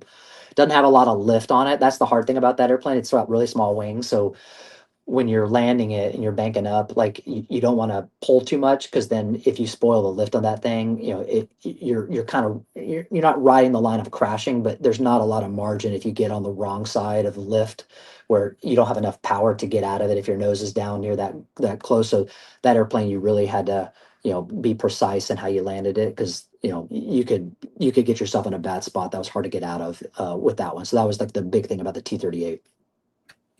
Jeremy, did you ever have a mission where you were dispatched to go tell someone to go away? Were you ever just when you were in Alaska? Were you ever like, hey, we have some Russian planes up there. Go over there and fly next to them and tell them to go away. I had one. It was actually one of my last flights up there. I there was a couple airplanes that were around, and they were around like the outside of Alaska, but they were flying in our ADIS line, but they were flying just off the coast of Alaska. And me and one of my guys I knew pretty good, we were told to go over there, and we didn't tell them to do anything. It was more that they just wanted us there. Just it was more of like a strategic kind of thing. And so, but yeah, we were there. We didn't get too close because there were some things going on at the time that they didn't want to make it look like we were being too aggressive or anything like that. But yeah, it was pretty, I mean, it was cool. It was definitely, um, it was cool, but also like you're kind of on your toes, paying attention, making sure that you don't mess anything up. And, you're just trying to stay in the game and make sure that you're doing everything right and not making yourself look like an idiot or getting anybody in trouble.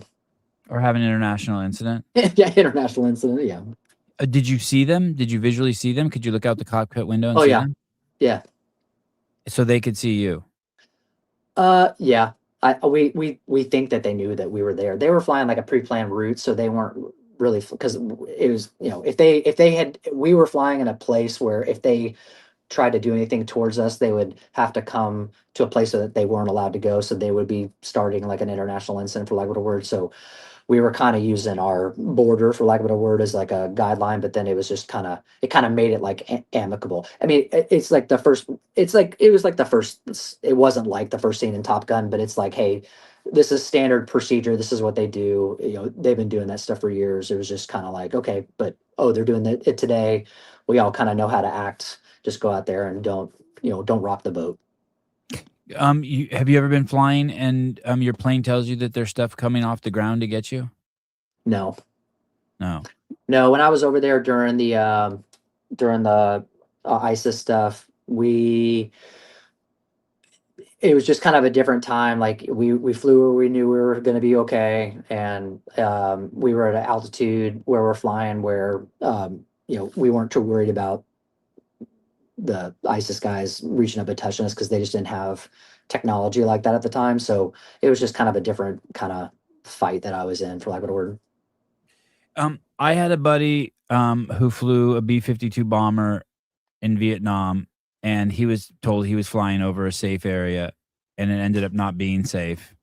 And he was telling me the story about how like he just dropped his gas and all his bombs, and then he proceeded to do the maneuver he's supposed to do to evade the missiles coming off the ground. They were Yeah. hit. They were Oh, wow. hit. He ended up landing safely, and then when he got to the ground, you know, he had to go through all the medical procedures, and they diagnosed him with, type 1 diabetes in that Oh, procedure, and they never let him go back up again. oh, wow. When you're in this career, I'm guessing there are these really little hiccups that you've seen stop people from going forward, like their vision wasn't perfect, or they had some sort of like someone's like, you know, 10,000 hours into their F22 career, and then all of a sudden they're out. Is that Yeah. stressful at all for you guys? Like, every time you do an eye test or a physical test, you're like, "Oh, shit, this could be it." Yeah. For me, my Achilles heel was the hearing. Um, my So in our airplane, there's like a little baby engine that's over like our shoulder. That thing, you start that thing up, and then that thing pushes the air through the other engines to get them going to start them up. But that air that engine, it's really high pitch, and we wear ear protection and all that stuff. But I started getting, when I went for my hearing test, I want to say it was like 2014.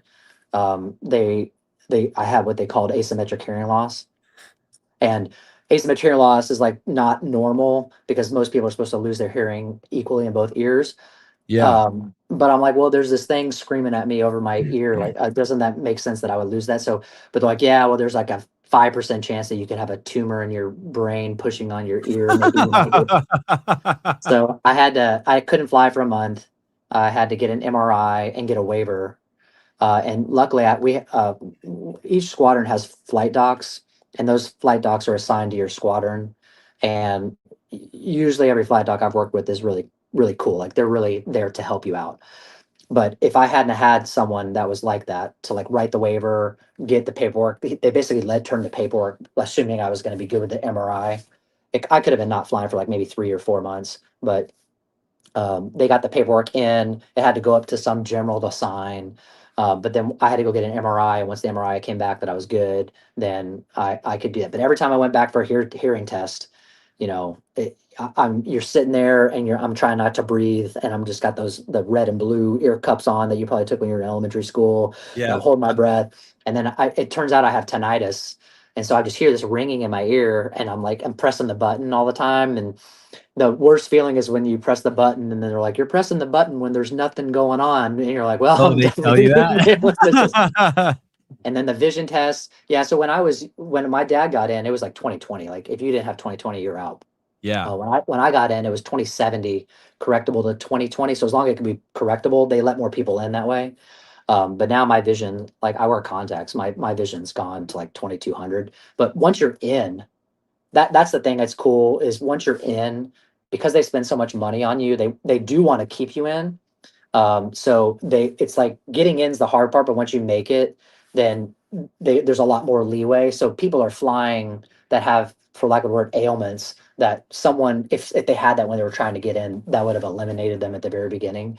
But things like heart murmurs, blood clots. I know people have had blood clotting issues. And then like, if I lost an eye or if I couldn't hear out of we were doing fireworks the other night, and like my my kid had one of those like adult like little mini dynamite poppers, like they're like the real fun ones for the adults to throw. She threw that, and like I felt something hit me in the ribs, and I was like, oh, I think a rock just jumped up and hit me in the ribs. I'm like, let's not do those anymore, because I'm like, if that had hit me in the eye, that'd have been bad. And I Yeah. mean, same thing for Delta too. Like, my eyes and ears and hands and limbs are very important to keep. Else you're just out of luck. You can't be a one-armed pilot on Delta. I don't think so. I don't think They that just I would they I would be the discriminate. first. I'm so glad they discriminate against one-armed. No offense to Yeah, one-armed people, but let's be yeah, cool. yeah. I haven't really had to think about it too much, but like, if you in the military, it's nice is that like, if I broke my arm, like I would still be getting paid. But like, going back to Delta, like you can, there's some leeway you have. But if you get messed up, like in like, oh, like I got into a car wreck and now I can't use my shoulder anymore or something like that, like that would not be fun. So I'm kind of starting to look at the world a little bit more like, oh, maybe I don't want to go do that or do that because I don't want to get myself injured. I haven't really had to think about that, but as you get older and now you're like looking at a job where you're like, well, I don't want to get injured and not be able to work anymore, you kind of Like got to look going at on things the like that. roof on a rainy day to clean Yes. the rain gutters. Yeah, all of a sudden when Yeah. you're 16, you're like, "I'll do it." Yep. Yep. I was up on my rain gutters a few months ago. It was pouring rain, and I had my hand in there scraping out the dead leaves, and my neighbor goes, "You're just from across the fence, you're Yeah. stupid." Well, He's my age too. He's like, "You're stupid." my sister, when she was younger, like maybe like 10, 15 years ago, she went skiing and she fell and, she ripped her bindings didn't break off. And so she ripped her knee bad. So she Wow. wasn't able to work or walk for like a month. And, if that happened to me, like, I mean, I don't even know what I'd have to do. I'd have to call a lot of people. I mean, you have like sick leave and stuff like that that you can use for the airlines. But if you hurt yourself for like a year where you're like, I can't, like that would not be good. Like you have to have a lot of insurance and stuff like that. So, I'm looking forward to going out and snowboarding with my kids and stuff like that. But I definitely, I'm not going to make the Winter Olympics, so I don't need to be going off any jumps. How did you find CrossFit? Yeah, so it's funny you say that. So when I moved here, so when I joined the Air National Guard in 2019, they I came to Langley Can I and there ask was you a a question real quick? Sorry. yeah. Because I don't understand. If you're in the Air Force, why would you join the Air Okay, National yeah, Guard? good question. Good question. So when I was so when you join the Air Force, so when you join as a pilot, they give you a 10-year commitment. Is right now when my dad was in, it was 5.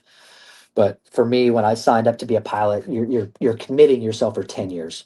So when you get to about year 10 to 12, that's where the Air Force starts looking at you like, hey, we need to start developing you as like a leader to become like a squadron commander. And then they have like group command, wing command, those are above, and then become a general. And so your first 10 years is like that's where you're learning to be a pilot and you're learning, how to be an instructor. Think about it becoming like a CrossFit level 3, 4. Like You're you basically hit they're that. training you to be a fighter, but also train the next Yes, generation that's of right. fighters That's at right. the same time. Okay. That's right. And so now when you get to your 10, 12, it's like, well, now we want you to come work for CrossFit HQ. And you're like, well, no, I want to stay in the gym and keep teaching people how to do their thing. And it's like, Yeah. well, yeah, but we need you to go up here to corporate to like learn how to. So they want to send you to school. They want to broaden your horizons, which is not bad. But then once you go into that part of your career, then where you go from there, like other wing commanders at other bases that knew you, like they have to want you to come back. So like they basically pick, oh, I want this guy to come be a squadron commander for me here. So you're not really in control of your career at that point. And you're leaving the cockpit is what a lot of people say. Like, well, I got in the Air Force to fly, and now you're telling me to leave. And so if you join the Air National Guard, now you have to get hired by it. So you have to like interview and they have to that organization that you get a part of, like those guys and girls, like they have to want you to be there. So they have to know you who you are. You have to have good reputation, all that stuff. So you have to go through the interview process. So you might not get hired. I was fortunate enough to get hired. But now, one, I don't have to move anymore. Two is I can be a full-time guard guy, which is what I was doing. So you're doing the same job, but you're not moving, which me and my wife were wanting to have kids at the point. And then you're not, well, where are they going to send me next? Well, they might send me over here. They might send me over here. How long are we going to be there for? I don't know. It might be a year. So you don't really know what's up. And then the other thing that I was nervous about was if you aren't current as a pilot when you're trying to get hired by the airlines, you can't they won't hire you. And so if I got to the end of my 20, but I ended on a non-flying job, then when I'm trying to get hired, the Delta Airlines or whoever's, they're not going to hire me because I haven't flown enough for me to be proficient enough to go into training. So that was the lure of that, was that because my dad flew up to his last couple years, so he was able to go into like a regional airplane and then work his way to FedEx. So what a lot of guys do is they go to the guard, and then they look for a time to go get an airline job, which that's what I did a couple years ago. So now when I retire, I already have a job. So instead of retiring, now I have to find a job while I'm retiring, and it's just really stressful. So it was nice to know what I was going to do when I retired, and now And we're able to move. the Air National Guard usually for most people would be like a part-time, but you went there as a full-time that kept adding on to your tenure Yes, so that you could yeah, and still each be so it didn't you didn't have to leave, you could still add on and get your full 20. That's right. And so, Okay. and then each guard unit has full time people working at it that keep it afloat. And so Right. you have like a Okay. small pot of guys and girls that keep the unit running. So now when the drill weekend comes around and everyone comes in for the weekend to do their 1 weekend a month, 1 week a year, they're being trained by the people that are there full time. And so you kind of have like the core, which is the full timers. So I was a part of the core full timers for a while. Then I went to the airlines, and then one thing you can do when you're a guardsman is they have jobs that like Air Combat Command has or the National Guard Bureau has that they advertise, and you can do them. And I was able to find a job here that was outside of the guard unit I was a part of at the beginning, but I was able to do it here at Langley. So I was doing full-time job, but I'm like working for, Air Combat Command because they're like, hey, we need a pilot to do this for like a year. So you can kind of find you're almost like a mercenary where you like, hey, they need a job here, they need a job here, and you're able to get like a fiscal year worth of work from them. So that's what I did the last couple of years to get to my retirement. Okay, before I ask you about the CrossFit question again, let me ask you Yeah, this. So, do you know who Mike Bergner is? like burger. That sounds He's the familiar, but I don't know. he's like the the godfather of Olympic lifting in the CrossFit Oh community. yeah, the Berger warm up. Yeah, yeah, yeah, Yes, yeah, yes. And he was a Marine. I think he played football at Notre Dame, and then he was a Marine. And Mike's probably 70 or 80 now, and he's very hoorah, and he's a tough son of a bitch. You know what I mean? Like you could put his hand in a fireplace, it probably wouldn't burn. yeah, And when and all the military guys I knew when I were a kid were tough son of a bitches. And it seemed like as I got older, there was this era of this kind of, I mean, for lack of a better word, the pussification of the military, but not only the military, just men in general. Like we've seen them deteriorate. We've all seen the footage, right? You know, during when Kennedy was president, and you see all those kids working out in high school, and you're like, holy shit! Like yeah, those all look like semifinal athletes. right. I mean, those kids are doing the craziest shit. And then we went through this era, like it feels like in the last 10 years where you're just hearing crazy shit. Like there's a line to get like breast implants that's 1,000 long in the military, or there's people, who can't be deployed because they have psychiatric conditions. And I don't know if it's always like that, but you're just hearing when is before, like you heard people like who were trying to get in the military in the 70s. And like, if you had a fucking broken toenail, they're like, you're not good enough, get the fuck out. Yeah. Um, you've been in long, and then we had Hegseth come in, and there was that moment where he got all the generals together in DC, and he's like, yo, no more fat fucks, including you guys. did Yeah. you have you noticed this ebb and flow of the when you came in, and then you saw this, like, oh boy, like this, maybe what they would call lack of readiness, or this lack of like the classes that came in weren't as um yeah, they were the environment, the people they were bringing in weren't ready for the environment. So instead of kicking them out, they changed the environment to make it more conducive to a softer human, a less Yeah. capable human. And then now we're kind of going back towards like, hey, we need bad motherfuckers in here. Have you Yeah. noticed any? Well, and I didn't say this at the beginning, so anything I say is just my opinion. I do not represent the Air Force at all. I will say this: I think it's interesting that so our old PT test we had it was a mile and a half run. You did push-ups, sit-ups, and a mile and a half run, and then they did waist measurements at certain times. And there was a lot of arguments over should they do the waist measurements. And because it's like, hey, if you're fit enough to do this stuff, it's not, it doesn't matter how big my waist is when I'm this tall, because blah, blah, blah. And I didn't really care about that. But I was surprised when I would go, and I was, especially as I got older, when I would go to these PT tests, um, and it would surprise me how many people wouldn't be able to. There's like a time cap essentially, like for like the run.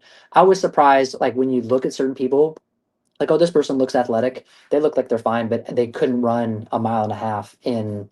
I don't even know what the time was, but I think it was like 13 minutes or somewhere in Wow. there for the age group. And it's like and it's like younger. And again, what this is where um, like when you were in RTC, we take the PT test a bunch, and then because Yeah, you all wanted to those pass kids the looked test. in all those kids looked in Yeah, shape in because you had to ROTC. pass the Yeah. test. But then you get into the Air Force, and then certain every career, well, all the squadrons I'm in, like we don't have mandatory PT. Like it's a big boy approach. Like, hey, you pass the test, right? And I think I've maybe heard of one pilot in my entire career that didn't pass the PT test for one thing. But outside of that, like every pilot I've known has passed the PT test. And do they work out?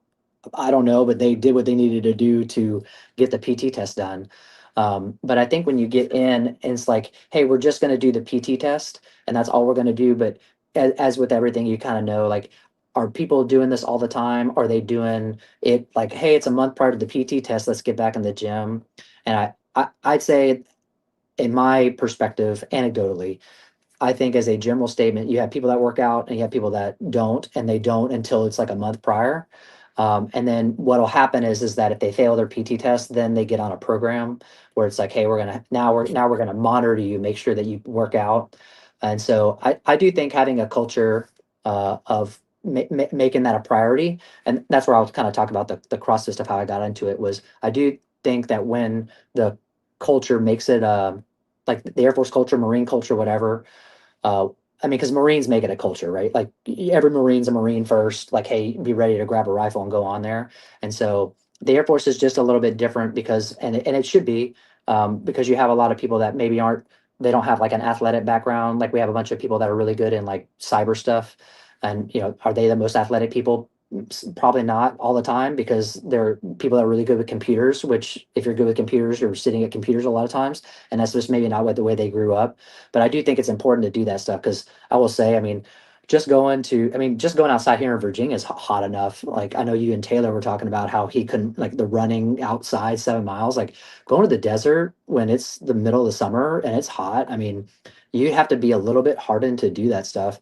And so I do think if people, if you worked out at least once a week, at the very minimum, I know that's not great, but I think people just get so work oriented. And I did the same thing when I was younger. It's like you just want to get so good at your job that you're there for 12 hours, and you just go home, and you don't make time to do it. But you're like, hey, maybe I make 30 minutes to just do something where I'm moving and sweating a little bit. But I think people think like, hey, it's going to be this big mountain, versus like, hey, if I just do like, a 20-minute workout a day, where if I just jump rope and jumped over a dumbbell Yeah. or something, Yeah. like Just jump rope. it doesn't need to be anything. And people go outside and run, and that's good. But I know running can beat you up pretty good. So that was one thing I really liked about CrossFit, was I was able to find something that was not too, it beats you up, but it also doesn't beat you up if you do it right. And Taylor's and Bryson's program does a good job of like balancing things. And so I think if you find a good thing like that, like that makes you a little bit more resilient, a little bit more ready to go anywhere. And I think it's something that I feel like it is kind of coming back, as far as a culture, but it just kind of goes in waves, right? It's like everything, like, hey, what's important over the next 5 years, and the next 5 years it'll change. And I think we're probably in an upswing of that right now, just based on what people, what the Secretary of War said he wants to prioritize. So I think it'll be around for a little bit, and then eventually it'll go back. But hopefully, the people that made it part of their lives keep it that way. I think it's good for everybody. The if I'm gonna be completely frank, I watched probably like 15 F22 videos yesterday, and all of the guys that they had, I realize you have to have a good, portion of your character has to be a dork to fly one of these planes. Like I realize you have Yes, to be smart as fuck to fly this we're thing. we're all nerds. But the guys that they had, like, walking in the suits and shit, they all look soft. They didn't look fat, they just look soft. Oh, really? Yeah, in all the videos. They didn't look like you know what I mean? They didn't have a face that was chiseled. Like, and I'm just like, and their suits were, like, baggy and shit, and they just look like I was like, "Wow," I expected them to be like, the guys who are actually standing at the bottom of the plane getting the guys in, they did not look soft. I see.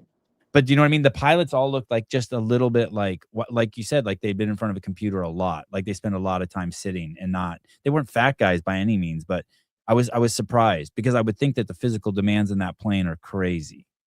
Well, not to, and I'm not saying anything bad about anybody, but the so the on the demo team, they all wear the same uniform. So there's a lot of maintainers and stuff like that. So there's a bunch of different career support guys that help that. There's only one demo guy, and the demo guy I know, like he doesn't. I haven't seen the pictures that you're talking about, but I don't think of our demo pilot as a soft guy. You okay, and I saw a handful of them, just like ones that are like they just show them, like, getting into the planes or walking to the Yeah. planes. Okay, well, that's good. And how did you come across, CrossFit? Yeah. So so when I was growing up, like I don't want to say working out wasn't it wasn't something that people like didn't want you to do, but I was I was kind of the person that had to like I had to feel like I was working harder or just as hard as everybody else to like keep it, because there's like a lot of stuff you need to know, and you show up to work, you do stuff during the day, and then you're like at work from 7 to like 6 at p.m., and then you go home, and then you're like I would go. There were stints when I go through the gym and all that stuff. I heard about CrossFit when I was younger. I want to say 2008. Someone told me about it, and I looked at the website, and it was funny. The first day I looked at was a rest day. I'm like, oh, this is great. I'll just do rest day then. Um, but but then I think it was like run a 5K, and then the next day was like hang power cleans and all this stuff. And I didn't know how to do that stuff, and I was like, well, I don't even know if I can do that at the gym, because I didn't know about CrossFit gyms. And then there was a guy, he was really into CrossFit here on my first assignment. Hobart knows him too. He was mentioning him when Dallin and Justin were doing like Isabel competition up in Alaska at the CrossFit gym up there. He mentioned him. He called him out. He said the 70,000 pounds thrust out the back guy. He was talking about him, so he knows who he is. I guess I don't know if he was on seminar staff. Have you worked Um, out in that gym that they worked out in that video? Yeah, when I went up to Yeah. Alaska a couple times, the guy that owns the gym, he's the guy I'm talking about. He let me go there. I dropped into his gym a couple times. It's really nice. It's great. It's I think it's called Northern Exposure. It's a great gym. Okay. And I think when I went last time, like 2 years ago, they made it bigger because they had gotten the other space and they had knocked the wall down. But he was trying to get me into CrossFit. He got a lot of people into CrossFit, and when we would go like deploy and stuff like that, and I think I didn't really get that it was something that you could do like at a affiliate. Like I didn't understand it. I thought it was just something that you had to go do on your own, and I guess I just didn't have the motivation at the time. But then when I came here in 2019, they had started kind of this. There's a couple pilots that they picked up CrossFit from this guy that I'm talking about, and they were starting to do this thing called it's called OHWS. It's optimizing the human weapon system, which basically was like, hey, the Navy SEALs, all these special forces guys, like they like the service takes care of their bodies and all this stuff and gives them all this stuff to make them like resilient. But we didn't really have that in the Air Force. Like there was a time when we would have like pilot gyms, but then they would get rid of the pilot gyms because it was like, well, we can't have a pilot gym because that's showing favoritism to the pilots. Like there was the kind of Oh, an era of Jesus. that. Oh, And jeez. so then when I was in I the have to weigh in there. I have to weigh okay, in there, just really quick. that's fine. This is the dumbest fucking thing ever. I see this once or twice a year. I see this somewhere. We can't do this because it's not fair. This is fucking low IQ, intellectual, just idiocy. Like that frustrates me so much. They're pilots. You want to become a pilot. It's not fair. God, that just drives me. Like, so someone's gonna complain. Okay, so what? Yeah, so there was this gym that I would go to in the B course. It was like so the 43rd Squadron where it was, like it was just down the road. So you just drive and then you go in there, and it was really easy to get what you needed done quickly. They had another gym, but it was like the standard, Globo Gym, Planet Fitness kind of gym, which was great. I mean, you could go over there, but you had to drive across the base, off the road, go over there. It was just there's thousands of people there because they're there at the same time. And so that was awesome that you could go to this gym and just do whatever. And then they started kind of getting rid of those things. So when I came back here in 2019, they were starting it back up, and people had basically voiced it enough like, hey, we need this because we need we need a place that we can work out because we got to be ready for the G's. And it was also too, is really what they got is they got massage therapy and athletic trainers. So like if you have injuries and stuff like that, like the people here, like that's one thing I'm gonna miss when I move from here is the support that we had here since 2019 through this system, and they have it at every base too. And so when they started Young doing men that, need a place to work out. Young men need a place to work out, or they're yeah. gonna do bad shit. Yeah. Well, it's good. So I used to wrestle in high school, and so like there was the physical activity there.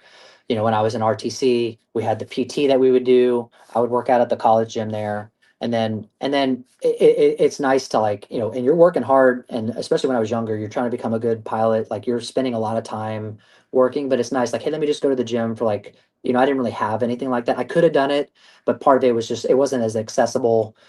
It was and it wasn't as easily accessible, and it wasn't easy to stay consistent with it, I guess is the best way to say that. I also didn't prioritize it as much as I should have.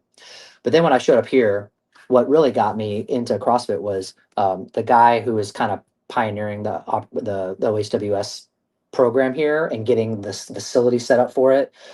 um, we would have like the guard unit I was in. We would come over here and do like a guard workout, and then that's when I got addicted to doing CrossFit. Was like seeing like the progress that was made. Like, oh, I'm not as terrible at rowing as I was like a month ago, or hey, I can do one more wall ball than I could like in a row, and just starting to, and then it kind of became something that was like, oh, this is. I want to get better at this because just like everybody does when they go to like an affiliate if they catch the bug. So I caught the bug, and then yeah, so that's how I got into CrossFit was through the military, and the guy that set it up, he's a big CrossFit guy, and so he kind of started like a little mini CrossFit class for us to do essentially, and it was good, and the camaraderie was fun. It was fun working out with your friends and trying to keep up and all that stuff. So that's how I got into it. Yeah, it's a win everywhere. Camaraderie, obviously the fitness. Yeah, it's awesome. This thing that I just want to go back to that thing where it's not fair. It's like the San Diego Unified School District said that kids were doing poorly who weren't turning in their homework. Yeah, So instead of finding a way to get them to do the homework, they made it illegal in the San Diego Unified School District to grade kids based on their homework. It's like yeah. you can't just keep lowering the bar just because something's not fair. Everyone can't be punished just for the sake of punishing it because one person gets something that the other person doesn't. We need a society that's thankful that some people get that opportunity. Everyone should have been like, "No, it's fine that the pilots have their own gym. That's cool." Well, You know what I mean? Like, and then maybe we can get a gym someday too. It just sucks dragging people down because your shit's fucking is complaining. It sucks. It's so sad that that humans are like that. yeah, I don't know why. I mean, I'm sure there was some logic to it that maybe I don't know, but No, there from wasn't. No, there wasn't. But from my perspective, I was like, well, there's this room over here that no one's using. And then when Yeah. they got rid of it, I don't think they did anything with that room that no one else used it. So it's like great. So I don't understand it, but I can understand someone's logic of, well, hey, we need to get rid of this because it's not fair. Again, I don't agree with that. But then, okay, well, now that that's gone, no, now everybody loses because the people that were using the gym Yeah. is gone, and then Yeah. no one else is using that to be a gym anyway. Yeah. So it's just a net loss for everybody anyway. So the end state of it isn't any better. Could you imagine coming I'm sure this has happened to you. You come home and your wife's like and you have your kids and she's like, it's 8 o'clock at night and you're having dinner late. You just got home from somewhere and there's only 3 hamburgers. So you let your kids eat them and you let your wife eat them and then you open a can of tuna or something, right? You let your kids and family eat the good shit. You're not like, hey, there's only 3, it's not fair, and then just throw the hamburgers out in the backyard. Fuck That's you, we true. all suffer. It's fucking crazy. It's crazy. Well, the one thing that was really good was the arguments that were made eventually to get this program back, and we'll get this program established, which got Yeah. that Yeah. was the ailments that come from flying like a high G aircraft. It's crazy. I didn't think about it until What like is these a G athletic. what is a G exactly? I always hear that. Yeah, What's a that's G? good. So you're at 1G right now. So 1G is 1 times the force of gravity. So so airplanes, right? Like you can turn, but then like a fighter, right? When you see the airplane turn and pull. Yeah. So now the G. So if you're at 60 degrees of bank, trust me, I know the math on this. I only know Okay. this from a test I had to take. So when you're at 60 degree, when you're at 60 degrees of bank, the lift that you have is out of the plane is now not enough. You're going to fall. So you have to pull up 2 Gs to maintain level flight. So if I'm banked up 90 degrees, I'm just going to fall. You'll always continue to fall, but if I'm pulling really hard, that'll keep me up longer than if I just let the nose start dropping. If I And was on so a when you're scale, would it double my weight? yeah, Just 2G yes. all of a sudden I would weigh. When like the F-22 is pulling 9 Gs, you're 9 times the force of gravity. So whatever your body is, you're So nine you're a times thou it. so you're a 1,500 Yeah, pound dude. Wow, that's yeah. And so when I you're so floor you're my Sienna, I'm like at 3 Gs. Yeah, yeah. So when well, it's funny too. Like when you go on roller coasters, like Yeah. I looked this up. Like I don't think roller coasters go more than about like 2 to 3 Gs. So when you feel like wow, that was a lot of Gs, like on a roller coaster, like it's not a lot. But so like I mean your head weighs about like what 8 pounds. So 9 times that you're like 70. So your spine is holding up 70, and plus the helmet that you have, and so you're just your people have so like the herniated, like you're talking about the ailments that people get. Like I know a lot of people that have had like herniated discs and stuff like that. Like they got a Just bunch of from them. a G-force, all of a sudden your shit gets compressed and it's like you're back squatting. You have It's just like years and years of just pulling G's over and over again. And then wow. when you're doing it too, you're like, if you're flying, usually when we're going out doing dogfighting, there's a defender and an offender. So the offender's looking forward, but the defender has to look over his back. So if you're pulling like 6, 7 G's while looking back and moving your neck, I mean, it's just not your body's not built to do it like that. You know what I mean? So you just break down. It And would so be that's like where standing there with a 500-pound bar on your back, and then someone said, "Okay, keep your feet placed, but turn around and twist and look behind you." yeah. Yeah. Wow. Or like Okay. jump up on a box. I know I think when you and I think what the original Josh and Matt, like they were talking about doing stuff like that, and you're like, yeah, it's not good for your body. You're like, yeah, it's not. So like, and then also on top of it, like your shoulders, like, sitting down, you're not working out, your harness is heavy, everything's just pulling your shoulder. So that was my big thing when I started CrossFit. I was like, oh, I saw the Matt Frazier snatching 315 pounds like video from like 2014, and I was like, I want to. In my brain, I weighed 135 at the time. I'm like, I want to do that, but obviously I'm not going to do that much weight. I'm like, I want to do that at my body weight. Mm. And so I started working at it, but then I started having a bunch of shoulder issues, and it's because my posture was jacked. And so all these G forces just pull you down, and like the harness and everything's just, and then on top of that, sitting at the desk, driving to and from work. And so when they put this program in place, it's like, hey, let's do and if they don't do CrossFit at the gym, they have athletic trainers there that they come up with a program to basically strengthen your back, strengthen your legs, keep basically to keep all these injuries from happening. Because the other thing too is that I never really thought about this, but like if you're sitting in bad posture, like when you're flying, like the stick's either out here on the side or in the front, and your hands are forward and you're looking over your shoulder and your arms are like protracted, and now you're G straining really hard in a bad posture. Your body's learning to hold that bad posture really well, Mm. so now you have to like work to undo it. And so a lot of the younger guys, they come and they do what I did. Like they're there for a little bit, but then they go into like some upgrade where they're becoming a flight leader or an instructor, which is going to take a lot of their time away. So you don't see them at the gym anymore, which is fine because they're doing what they need. But then they show back up as their upgrade gets, closer to being done because they have a little more time. But I started doing CrossFit when I was like, what, 35, 36, Mm. but I had to work really hard to get my posture back.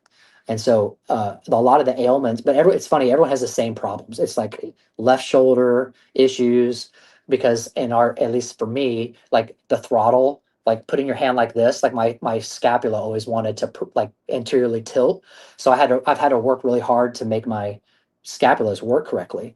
And so that's one thing that's really good about this program is that people go work out, but then they start getting injured because uh, they have bad posture because of our job. But then we have athletic trainers that can, hey, this is what you need to do to get that, release these muscles. We have people that do dry needling and stuff like that. So because what happens if you just go to the gym by yourself, right, and you get injured, you're like, okay, I just won't do that anymore. And so that's one thing this program has brought, at least, and it's really given me a blessing, is that with all the resources, is that you're like, okay, I can do CrossFit. I can get injured because of my body being out of whack, but then I have resources that the government's given us, which is awesome, to be able to like work through those injuries and correct the issue. So now as I'm leaving the Air Force, I pretty much know like, oh, I have some issue with I feel like a pinch here. Well, I probably need to roll out this part of my body and stretch this. And I've kind of figured it all out before I retired. And so that's one thing that the OHWS program has given to the fighter community, especially, has been really good. And they have it at every base. I would argue the base that I'm at is probably the best because the guy that started it up here and the people we have working here, they put a lot of effort into it. And I'm guessing that's why you like working with Taylor and Bryson so much, because like that's their thing, to just look at the minutia of every single movement and just keep dialing in. Yeah, the one thing about their program was cool. I did a testimonial for them just for I was doing it for I did it for free. Like I'm not getting paid for anything, which I don't want to be, and that's fine. Is I did a couple CrossFit programs before, like because the guy that set up the program, like he's really good at CrossFit. And I was like, well, how did he get good? And he told me the program he was doing. I think he was doing like ComTrain at the time. And then so I started doing that. And then Frazier retired and released his HWPO, and I started doing that, and that was good. But then when I found it was the Kill Taylor show, I think it was 24. I was watching you guys, and I don't know, for some reason I was like, I really want to do I want to do Taylor's program, and his I think what they do really good is the workouts they put together. They're a lot of fun, and but they don't beat you up too bad. Like if you do it right, at the end of the week, I mean, I'm sore, but I'm not dead, and I don't have injuries. And the notes that they give is really good too, because it's like, hey, if you're doing this interval, you need to be done with this amount of time to have this much amount of rest. So for me, scaling it, I pretty much just do all the girl calories and weights because I weigh like Yeah. 150 and that's about right for me. And so I, Yeah. I just usually go do that. And 99% of the time I'm hitting the right stimulus. And so, but I'm also not beating myself up by trying to do like too heavy stuff. So it's like, okay, so it kind of keeps you in check. Like, hey, you need to be doing this, but you need to be doing it in this time frame.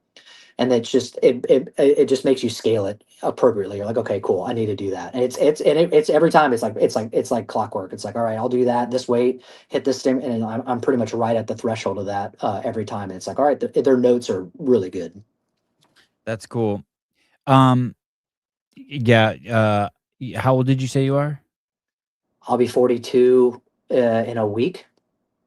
Yeah, somewhere in my 40s, I went from, like, trying to do everything RX, which I was always failing, to doing literally the girls' weights divided by 2. I'm like, "I'm Yeah, just starting over." I literally did that. I'm like, "I'm just yeah, doing the girls' weights and cut them in half," and, like, I'm so glad I did that. Um, yeah, Wha there's many years ago, I read a story about a fighter pilot who crashed somewhere, and he had this insane protocol. Like, he covered himself with leaves and laid down somewhere for, like, 2 days and didn't fucking move and was, like, breathing through a straw and shit, and then they ended up coming and finding him. He was, like, behind enemy lines. yeah, Do you is that a significant part of your training? Like, what to do if you get, yeah. shot So down they behind enemy lines?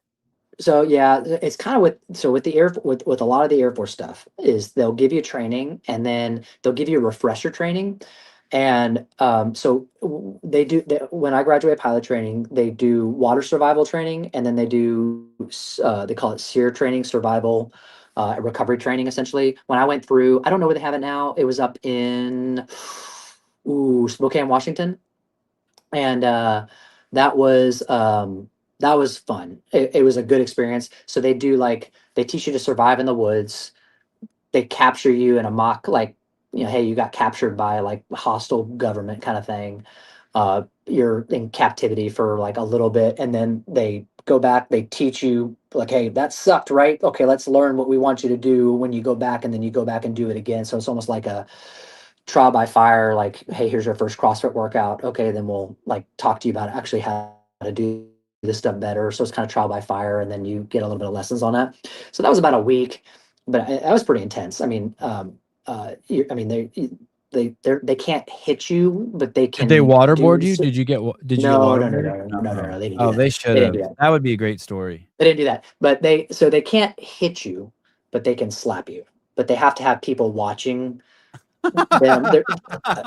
But I will tell you what, this is crazy. So the people that work there, like I don't think they have them work there that long because I think, well, because I mean, think about it, right? If you're there as someone like training someone to be a POW camp person, like you're mentally probably not going to be like at Yeah, some point you're like, hey, you know what, you probably should retire at this point. So you're they have too this good at one. this. They had this one dude there. He was like the legend. When you went there, you're like, oh, don't have this one guy. They had nicknames, and this dude, I kid you not, I felt like this guy would be able to like put Ray Lewis in a chokehold. Like this guy picked me up by my flight suit, and just like I was nothing, and this dude was the biggest guy, and he slapped me, and it rung my bell so bad. But it was crazy, and so like but you kind of learn the camaraderie there, like what you're supposed to do, like how you're supposed to like band together to like you know do what you're supposed to do is like resisting the enemy. It's really good training, and they have an ending of that. I'm not going to tell you on the air. If you ever want to know, I can call you and tell you the ending of it. But it definitely makes you proud to be an American. And when I hear the when I see the flag and like the national anthem going on, like I kind of I remember a little bit of that training, and it's cool. Like you really leave there knowing that like your country cares about you. They're going to do everything that they can to come find you if you happen to go down. And I mean, it's crazy that the links that our government will go through to get someone, and it kind of makes you remember that. And so it's like don't ever give up. Always know that we're here. You're not forgotten. So that's why like the POW MIA flag is so important. Is like they know they track everybody. They know that they still classify them as missing in action. They're not saying like, oh, they're probably deceased somewhere. Like they're still MIA, because they're still trying to figure out what happened to everybody through any of the conflicts. So it's a really good training. So you do that training every year. You have some refresher stuff. Every couple years you have to go do like a field thing where they take you back out into the woods and all that stuff. And so but it's definitely one of those things like you hear stories. There's the Behind Enemy Lines movie was based on like the Bosnia incident from like 1996, and you're like, yeah, what would I do if that happened to me? And then there's been some stories over this last conflict that things have happened, and you're like, it's a good wake up call to be like, hey, take the training seriously, because you can just like, sit in the back of the class and coast through. But it's definitely stuff that when you need it, and you need to know, just like CPR. Like, oh yeah, I took the CPR class. Like, well, do you really know how to save your kid's life if you need to do that? You're like, well, Right. maybe I need to go take that class again. Yeah, I ghosted through the CPR class, and actually, I regretted it afterwards. I was like, "That was stupid that I wasted my time doing that. I should have fucking paid attention."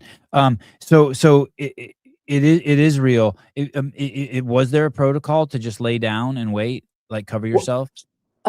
there's not really a protocol, but it's like, I mean, you played hide and seek when you were a kid, right? Like, Yeah. if someone's in the room, like, are you going to run away, or are you just going to try to like blend in with what you're doing? So, and then it's like, okay, hey, I know my brother's at the other end of the house. Maybe it's time for me to move. So a little bit of it's common sense, but the more thing there is like, hey, how do I get in touch with people to like let them know where I'm at? Like those are the Mm. things that you have.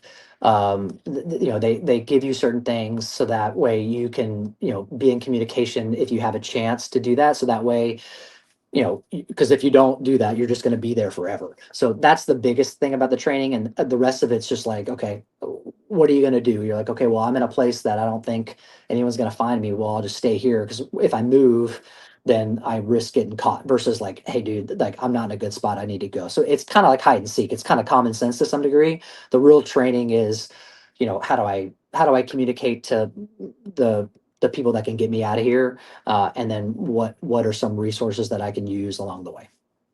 Have you ever been called into a situation, that's a bad situation where, they're like you see in the movies where they're like, "Hey, we need ground support here, like, our guys are trapped," and you have to show up somewhere and it's like, "Oh shit, there's friendlies down there, but I also have to do my job?" Yeah, so our airplane, we don't we can carry bombs, but we don't like lays them in or anything like that. Like, I don't know if you remember the Top Gun 2 movie Maverick, like at the he does the run, and then he's like putting the pod on the thing, and he's basically laser guiding the bomb. And we as the F-22 didn't have anything like that. We just have bombs that you get coordinates from, and you drop on them, and that's it. So it's not It's not easy, but it's not really that complicated. Like once you set it, you let it go, and then it's going where it's going. So we would, when I was doing my combat time back during the ISIS stuff, we would go fly up there, and usually we were there in case the JTACs, the guys that would call the stuff in case they needed anything. There was one or two times though I checked in when it was our time to be there, and you could tell like they were like, "Hey, we're busy up here. We need you up here right now." And but they would be doing everything. Like you were just a pawn, so they would tell you what to do. They would give you coordinates on things, but while you're doing that, like you're stressed out because you don't want to make a mistake. You want to make sure the coordinates are right. You have to do a bunch of readbacks and everything like that, which is good. But like, you want to be efficient with your time because one, you want to get it done as quickly as possible because you know that they're dealing with stuff, and then two, you don't want to make the JTAC who's running everything have to repeat and be busy because he's trying to manage a bunch of things. So you're just there trying to be a good steward and be as fast as possible while at the same time doing everything precisely. And so there during that time though, I would come back, I'd drop a couple of my bombs. The other guy I was flying with, we would be going back to the tanker because you got to keep enough gas to stay up there for 3 hours because we had to keep our gas high enough so we could get to a divert base because where we were was like well in country. So there was just a lot of logistics there where you're like, hey, this is what I can do, this is how much time I have.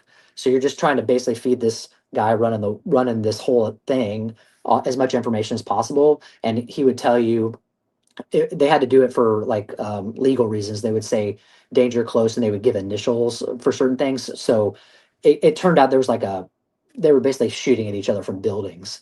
I think it was like in downtown Missoula when the Missoula takeover was happening.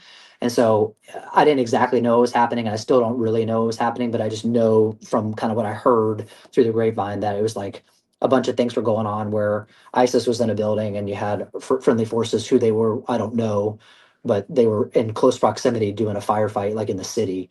And they're like having us try to throw down some bombs to help the good guys, either get away or get rid of the bad guys or whatever. So that was probably the most stressful time, was doing those kind of things. But I only did that maybe like 2 or 3 times in my time out there. I flew like maybe, I don't know, 17, 18 times out there. And it was like, small percentage of it was that kind of thing. Were there days where you were ever up in the air every day? Were there times where you were like a month would go by and you'd be like, "Wow, 30 I've been up 30 times in 30 days?" No, so we had such a small footprint of airplanes there, and we had a squadron of guys that was basically I would get to fly probably once every 4 days. So, Okay.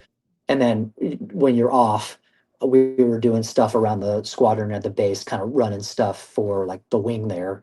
And so that's the one thing I don't think a lot of people really know about pilots is that, you have your primary job, but then you also have all this administrative stuff that you're doing running a squadron, like building a schedule or getting ready to like, deploy. Like you have mobility officer for that. You have a training officer. There's a bunch of different roles in the squadron that people are doing. So you're kind of balancing almost two or three, maybe four jobs at a time. So that's what can kind of get tiring as being a fighter pilot is you have all this other stuff that you're doing as on top of just doing, you're not just flying all the time, if that makes sense. Are you okay for time? Yeah. How long does it take to suit up before you get in the plane? Like if can you be asleep and be in the plane and they tell you have to get up? Can you be up in 15 minutes or cuz putting on those suits looks like it takes 30 minutes. Yeah. So, like on a normal training thing, like you go get your gear on. I mean, getting in the gear, I don't know, probably takes me 5 minutes, Oh, maybe. okay. They do have this thing in the winter that, and I don't know why they call it a poopy suit. It's not what you think, but it's just an anti-exposure suit. So it's this full neck thing and wrist thing. And it basically is like when the water's really cold, if you happen to eject, that it keeps your body temperature warm enough for you to get in your life raft. So it gives you a couple extra minutes from like dying of hypothermia. But when you put that thing on, you got to get it on, you got to get all the air out because then you got to put all the other stuff on top of it. So yeah, like in the winter, maybe you add a couple extra minutes to that, but you get used to putting it on. It's kind of like anything. Like it's like you probably with all your equipment, like, hey, how long is it ready to get all this camera equipment ready? And it was like, well, it would take me about 17 hours, but you're like, oh yeah, just put this. So you get Yeah. used to doing it. And then, yeah, you go out to the airplane, you do your walk around, and like on a normal day, like from the time I like walk out the building to ready to go, you're probably ready in about 30 minutes. But if you're doing like alert stuff or whatever, yeah, I mean you can hop in the airplane and you can be ready to go in about 10 to 15 minutes, pretty quick. Um, what about eating and going to the bathroom if you're up there for so long? That's a great question. So eating, yeah, you just got to carry stuff. I when I was doing the desert stuff, I would take a Camelback and I could put that in my helmet bag, so I just have the straw that I could just drink there. You would take a bunch of snacks and stuff like that. For going to the bathroom, they have these things called they're just called piddle packs, and so it's basically this bag that has like these ice crystals, or not ice crystals, but they're just like these crystals that absorb fluid. It's kind of like those. Like a I think it's diaper. yeah, yeah, it's like a diaper, and yeah, and it's like those anti-humidity little packs that they put in like beef jerky or Yep. whatever. It has that kind of material. So yeah, but I would tell you, I mean, it is stressful. Like you're like, okay, we're about to take off. It's night, and I got to fly on the wing of this tanker. I don't want to drink too much water because I don't want to have to go to the bathroom because now I have to like do that while I'm flying. So it can get hard. I will say I was Why probably not in the just wear a diaper? Why not just wear a like, do you have to actually fiddle around? You have to oh actually yeah, touch your so you actually yeah, touch your penis up there and, like, get it in it, like, yeah, peeing? yeah. You Oh, got to get out I of the thought you would harness. just oh, No, shit. yeah, you gotta get yourself situated. And the so I was probably in the camp of people that was like, I don't want to get. I would rather drink less and just deal with being slightly dehydrated. But I was used to being dehydrated from my wrestling background before. Yeah. That's the problem with me now is that like because I CrossFit taught me to eat a lot more, but when I was younger, I would just probably drink like 2 3 Red Bulls a day and maybe eat 1,000 calories. I didn't even track it, so I was really bad about eating. But that kind of came from my wrestling days. I was so used to just always being deficient, so now, like, I drink a bottle of water and I'm like, oh gosh, I got to go to the bathroom. So yeah, before you fly, um, I would have to think of, I mean, before going across, and I'll tell you what freaked me out the most is like, you go to Europe on the way back and they're like, oh, hey guys, let's go out and eat. You're like, well, I got this, 14-hour flight or 10-hour flight across the Atlantic. I don't want to eat anything because going number two is not an option. So that Oh, you're it's like, okay, not an option? It's not an option? no, I mean, people have done it and they've had kits in their helmet bags that they have placed, but there's not a protocol for how to do that. There's nowhere to go. You're sitting in a seat, you're stuck. You Yeah. can't. I would just wear a diaper. I can't believe they don't have a special I can't believe they don't have diapers for you. Diaper would seem so easy. Don't they? I mean, I guess they Did do. you know that the US buys more sells more adult diapers than they do kids diapers now? That's where we're at with society. I never thought about that. What's the is that because people can't go, like they just can't get up to go to the bathroom? No, I don't think so. I think I just think we've reached a spot. The nice way to say it is maybe we're just living long enough to where shit starts Oh, breaking down and I people need see. I adult see. diapers. I But I see. suspect it's more diet and alcohol, caffeine, sugar. I think those three uh, in the mass quantities we consume them is fucked up our plumbing. I haven't thought about that. I'm still in baby diaper mode, so that's the only diapers I really think about. Yeah.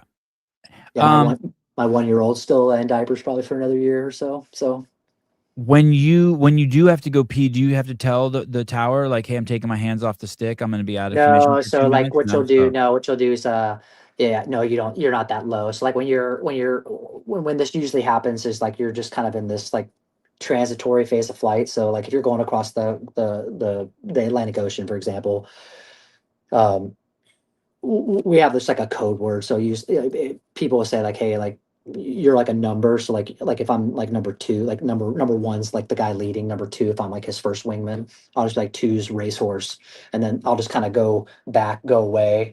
And so, but that people like no, oh hey, if that person's getting really far away, like that's what they're doing because we do have an autopilot in the F-22. It just holds your attitude. So like your pitch, or so it just makes you stay level, and then it just kind of keeps you on about the right heading. And so you just hit that, and then you do what you need to do, and then once you're done, That's funny that you're you back pulled in. that's funny that you pull away to go pee. Number 2 is doing a number 1. Yeah. Yeah. I mean, because like I said, I mean, like if you're by the tanker and they're turning and you're busy, like, you have to fly the plane. Like so you don't really have, some people are really good. It was pretty, I was impressed watching people like go fly training sorties here, and we'd only fly for an hour and they'd be throwing their packs away at the end. I'm like, I never understood how people could do that, just flying to and from the airspace in such a short amount of time. Like I need to, like, all right, here we go. Here we go. There's no weather coming up. I'm not going to go into a cloud. All right, here we go. I need my time. You ever pull up to a plane, you ever run low on fuel and there's a guy on the plane getting refueled and you're like, "Fuck, dude, you gotta hurry up." No, I haven't. I don't think I haven't had. I haven't had a situation like that. Um, but I've had some stories. There's some stories of some guys. There was a story early on in the F-22 community about a guy that he got really low on gas and he wasn't going to make it back to any kind of place to land. And someone got a tanker that was about to land to go around and go refuel him. So it's crazy. Like running out of gas is definitely a big fear. Like that's why like we have a bunch of, like, every time we do something, we call it doing an ops check. So we're always checking on gas. And so it's kind of like, it's just kind of like anything, like, like I said, like if you haven't looked out the windshield of your car in a while, if you're doing other things, like you kind of get it ingrained to you to look at your fuel a lot, because if you're in a spot where you're running out of gas, then that's obviously not a good day. um, I personally haven't had any of those situations happen. I think the most nervous I've ever been was I had like a gear issue. Like I came back, I put my gear down, but it didn't come down. So I had to stay in the pattern for a little bit to get Oh, the gear to come back down. your Yeah. landing gear, oh. Yeah. So it was funny. Every day when we do our briefs, we would do like an emergency procedure of the day. So part of your briefing is like, okay, let's just do the emergency procedure of the day. So we have like a list of them. That way you kind of just are constantly going back, and people are talking about these things. So that way you don't, like, after you get done with the schoolhouse, you don't like not go back and refresh stuff. So it's like, okay, hey, we have the emergency procedure of the day. And what was funny was that day was the unsafe gear indications, which means your gear didn't come down. And so it was just a really, that was very ironic that the day that my first emergency procedure was the gear didn't come down, and the emergency procedure of the day was the gear didn't come down. It was like, I feel like this, we just talked about this. So that was pretty funny. That was the first emergency that I had. The taking the cable that one day I told you, and then I had to shut a motor down once for some issue, but luckily we have two. So it's a big deal to shut a motor down, but because you have two, I mean, um, it's not like the sky's gonna fall.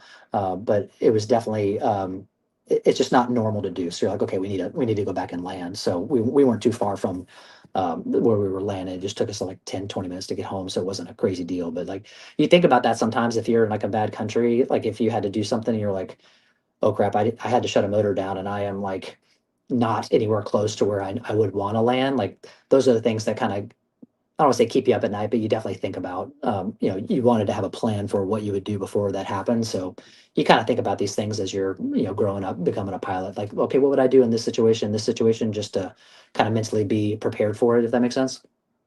When your gear doesn't come down, and you land and then they fix it, does someone report to you, "Hey, and they tell you what happened? "Hey, by the way, the reason why your gear didn't come down was because of this. It's been fixed." Like, do you get updated on that? You can, I think, so they have a squadron commander and then they have the director of operations and a squadron. They're the guys that typically, like, they're always in talk with maintenance. So if I was in a squadron and I had an emergency with my airplane, if I didn't ever go back to ask, I probably would never get told that directly, unless we call them the DO, unless the DO came and found me. I typically, though, if like, hey, did anybody ever get any information on what happened with that? Because they have to too, like when maintenance looks at it, they have this little card that they can look at, has a lot of information of like what happened, and so they can Yeah. tell pretty quick.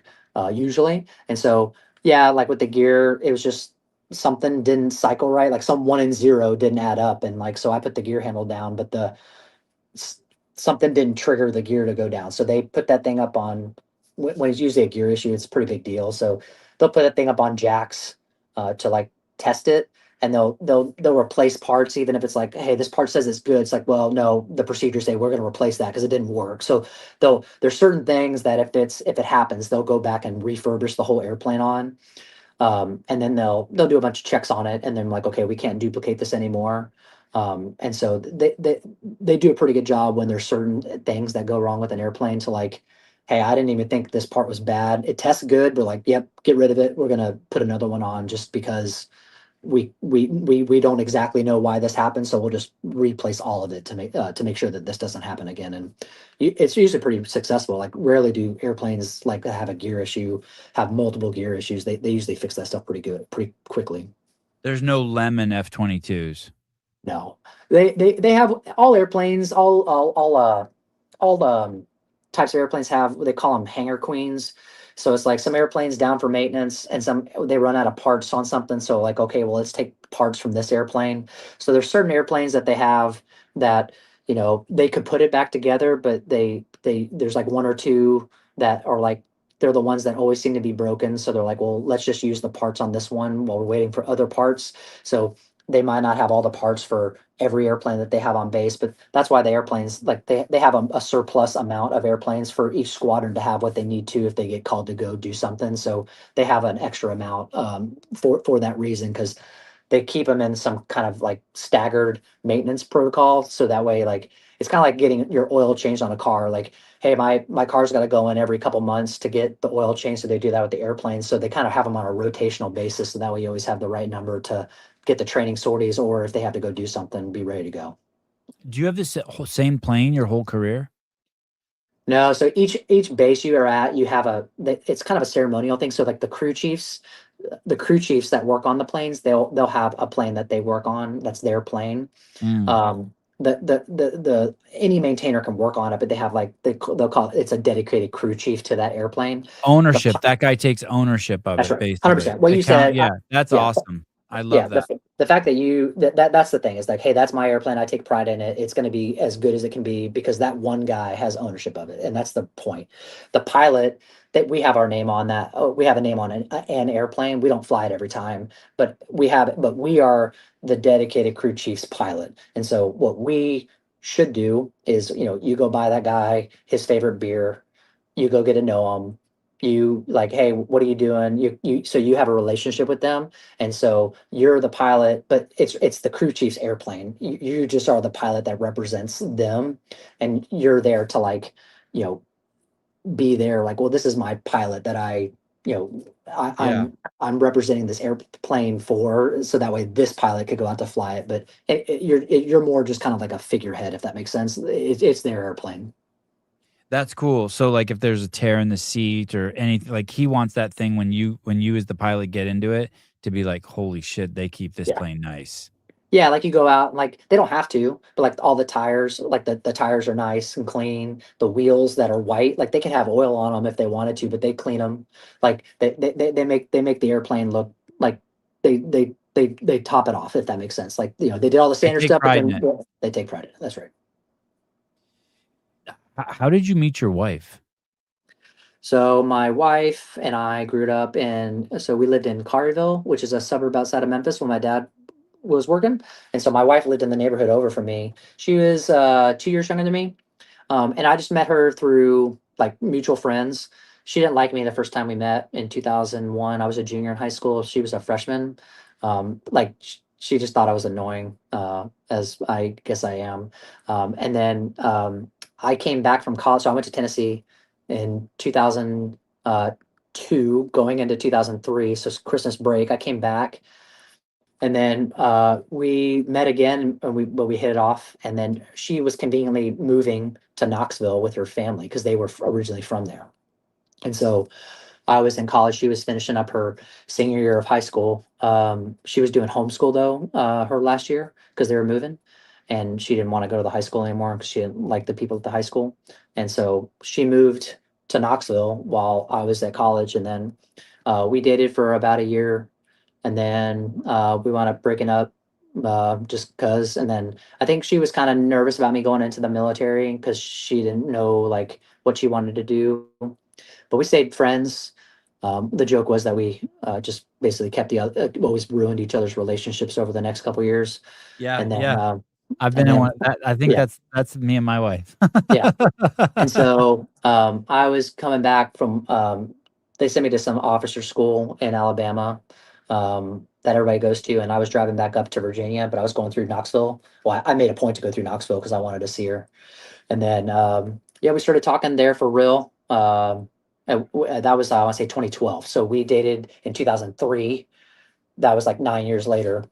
And then we started like really talking. That's when I went to Alaska. And then we stayed, we like seriously talked for like almost like 9 months while I was kind of deploying to the desert and to Japan. And then when I got back for one of my desert deployments, um, we were just talking, and I was like, you want to move up here? And because she really wanted to come to Alaska, she came to visit it, and she really liked it. And then we kind of both knew that if she moved up there, that we were going to get married. It was like she was moving up there to essentially like stay with me. And she did. And then, yeah, we wound up getting married a couple years later, and that was 2015.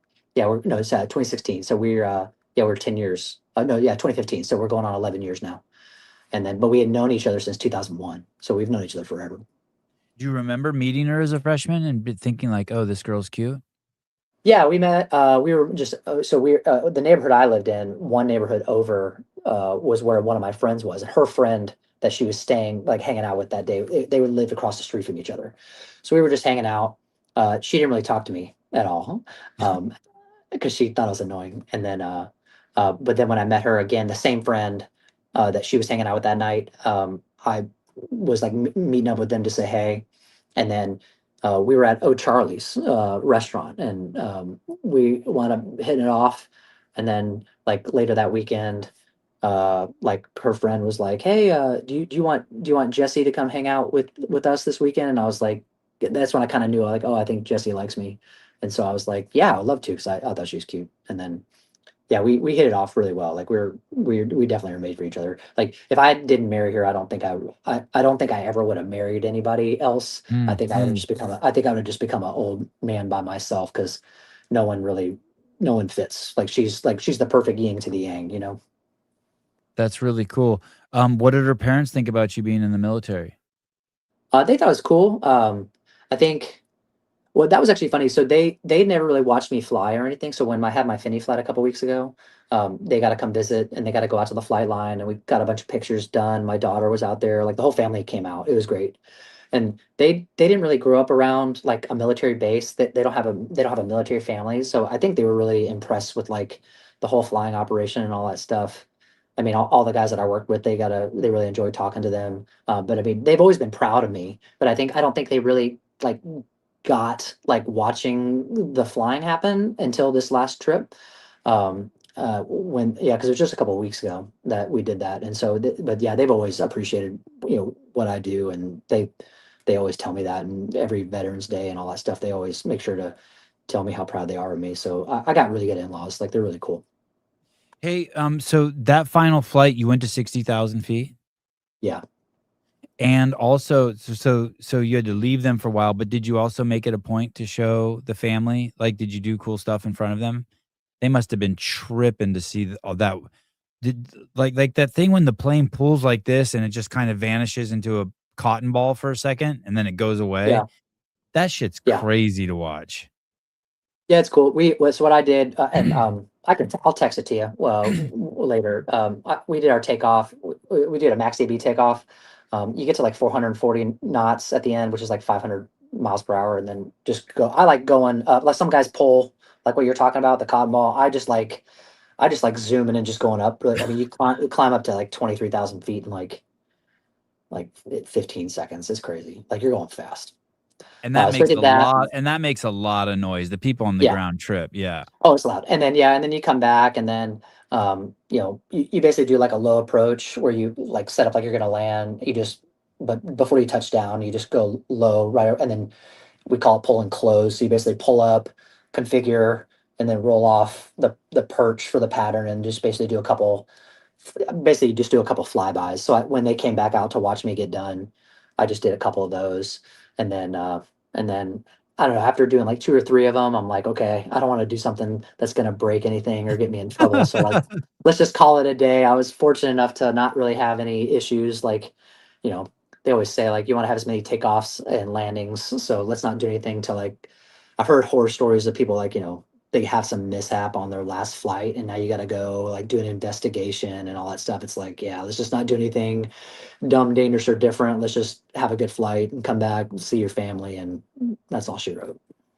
I parked cars at a DoubleTree hotel for a couple years, and on my and I'd never had an accident, and on my last day, I was so fucking careless, and I totaled the minivan. I pulled it because it was my last day, I was just driving like a Yep, jackass, yep, and yep, I hit a I put the side of it into a pole in the underground garage. yep. Yeah. Yeah, it's Murphy's law. Anything that can go wrong will go wrong. You always that's one thing I think that being a pilot kind of teaches, at least it's taught me. I think it teaches most people, but like, you kind of want to think of everything because if you think about it, then it won't happen because you thought of it. But if you're like, oh, that won't happen, it's going to happen. So like, it's like everything.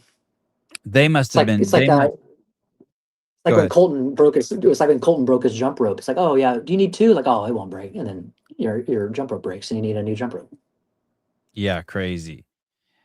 Yeah, I'm sure your family was crazy impressed. I'm sure they were like, especially if they had never seen that before, they must have been just like, "Holy cow!" Because it's impressive on the internet, but in person, it's like it is mind-boggling. You Yeah. like, it's mind-boggling. Yeah, it's cool. Do you wish you would have found CrossFit earlier? I found it at the same age you did. I found it at 34. Yeah. But do you wish that like, oh boy, Yeah.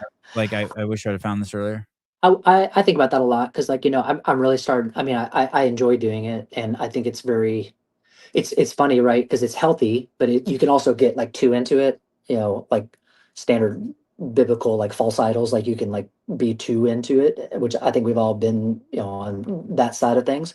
But I think I wish I'd have found it earlier for my health and just for my like longevity and stuff like that. But at the same time, like one of the reasons why, like when I got done with work in Alaska and I didn't go to the gym was because I wanted to get home to hang out with Jesse and we would go driving around looking for moose and stuff like that in Alaska till 2 in the morning because the sun never went down. So yes, I wish I could say, yeah, I found CrossFit earlier, but some of the things that I didn't do, that was the thing about the OHWS thing is that they made it like acceptable to like use some of your work time to go to the gym. Because when I grew up, it was like, hey, you go to the gym, but you need to do that after work. But now because they see how important it is, like you can kind of do it during work hours. Like, oh, hey, I got an hour for lunch, so I'm going to go to the gym. That wasn't really acceptable for lack of a word in the fighter pilot culture in the past. It was like, hey, do that on your own time. But now it's like, well, they have this facility for us, so now we can go do it. So back when I was growing up if you didn't get up early and do it, or if you didn't go do it after, then you didn't do it. So I was tired. I'd sleep, get up at 6 in the morning, go to work, or maybe earlier than that. And then I'd get home, but I'm like, well, let's just go. I wanted to hang out with my wife to be my girlfriend at the time. So I didn't want to take time away from her because I didn't have time during work. But as I got older and I was more experienced in flying, it was easier to go do those things. So to answer your question, yeah, I wish I had of, but I am happy the time that I got to spend doing things that were important for my relationship in the past too. I think I mean, at least you wrestled in high school, but I think of it this way too, like, if between, like, I'll never know as a human being what I'm physically capable of because I found that so late. But, like, if I Yeah, could and I'm still grateful, I'm not by no means complaining, but how cool would it be to be a young man, 10 years old, be introduced to CrossFit, by the time you're in not to work out hard, but just to become proficient in the movements, yeah, and then from 15 to 25 yes, like, you know what I mean? Like I had Quinn Robinson on and back squatted 500 pounds and ran a sub 5-minute mile on the same day. It's like, what a cool, just like, I don't believe in bucket lists and shit, but like that, if I had one as a young man, that might be on it. Like, yeah, because it's this temple you have and you're gonna get one window to just burn it down, you know what I Right. mean? Right. And you just be dumb. Yeah, And, it's I think with that to that point, like I took the time that I had when I was younger to become the best fighter pilot I could be. yeah, And so yeah. that but you're right. Like I will say it's pretty funny like doing Sentinel and like you have like a leaderboard and it's crazy like I'm doing like the girl weights and I'm like getting beat like Allie's on Sentinel and she's like beating me by like 2 minutes. I'm like and so in my brain, I'm like, well, about this is the excuse I make. I'm like, well, Yeah, if I'd have done this when I was 15, I'd be able to keep yeah. up with her now. But you're right. It's like it would be cool to see like, hey, how far could I have gotten with some of my stuff? Um, Like you but said, though, yeah, you did it as a fighter pilot. N you're y so I guess you have to choose your, battles.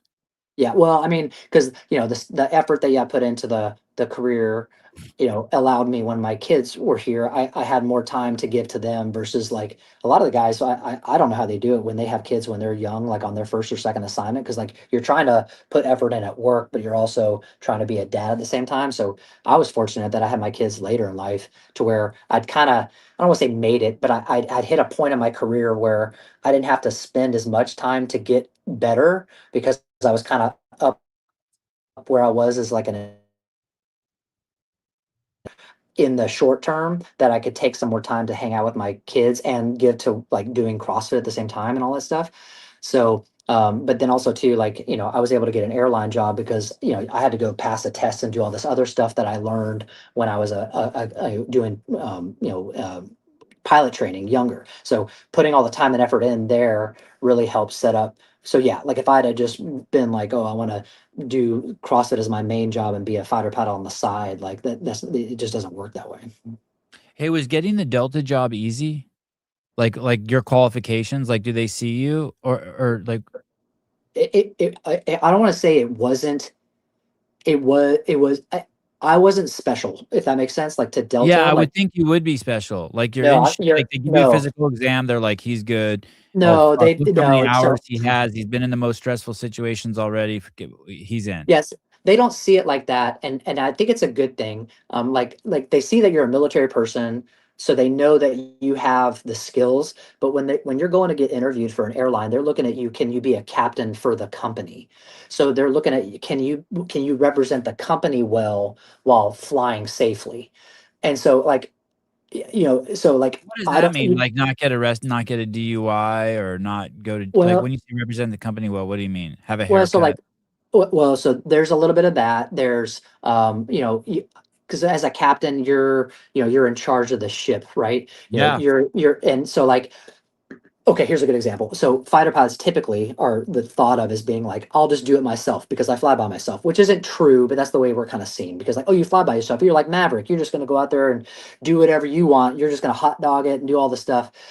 But like when you're flying for an airline, they want to see you as the captain be like, okay, hey, we have an emergency.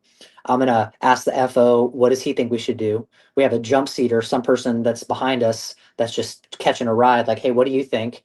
Talk to dispatch, like, hey, what do you think? And then take all that information and then make the best decision. So they want to see that you're going to be a good leader who's willing to listen to other people. And so as a fighter pilot, you kind of have they have the idea that you're not like that. Like, no, my idea is always the best.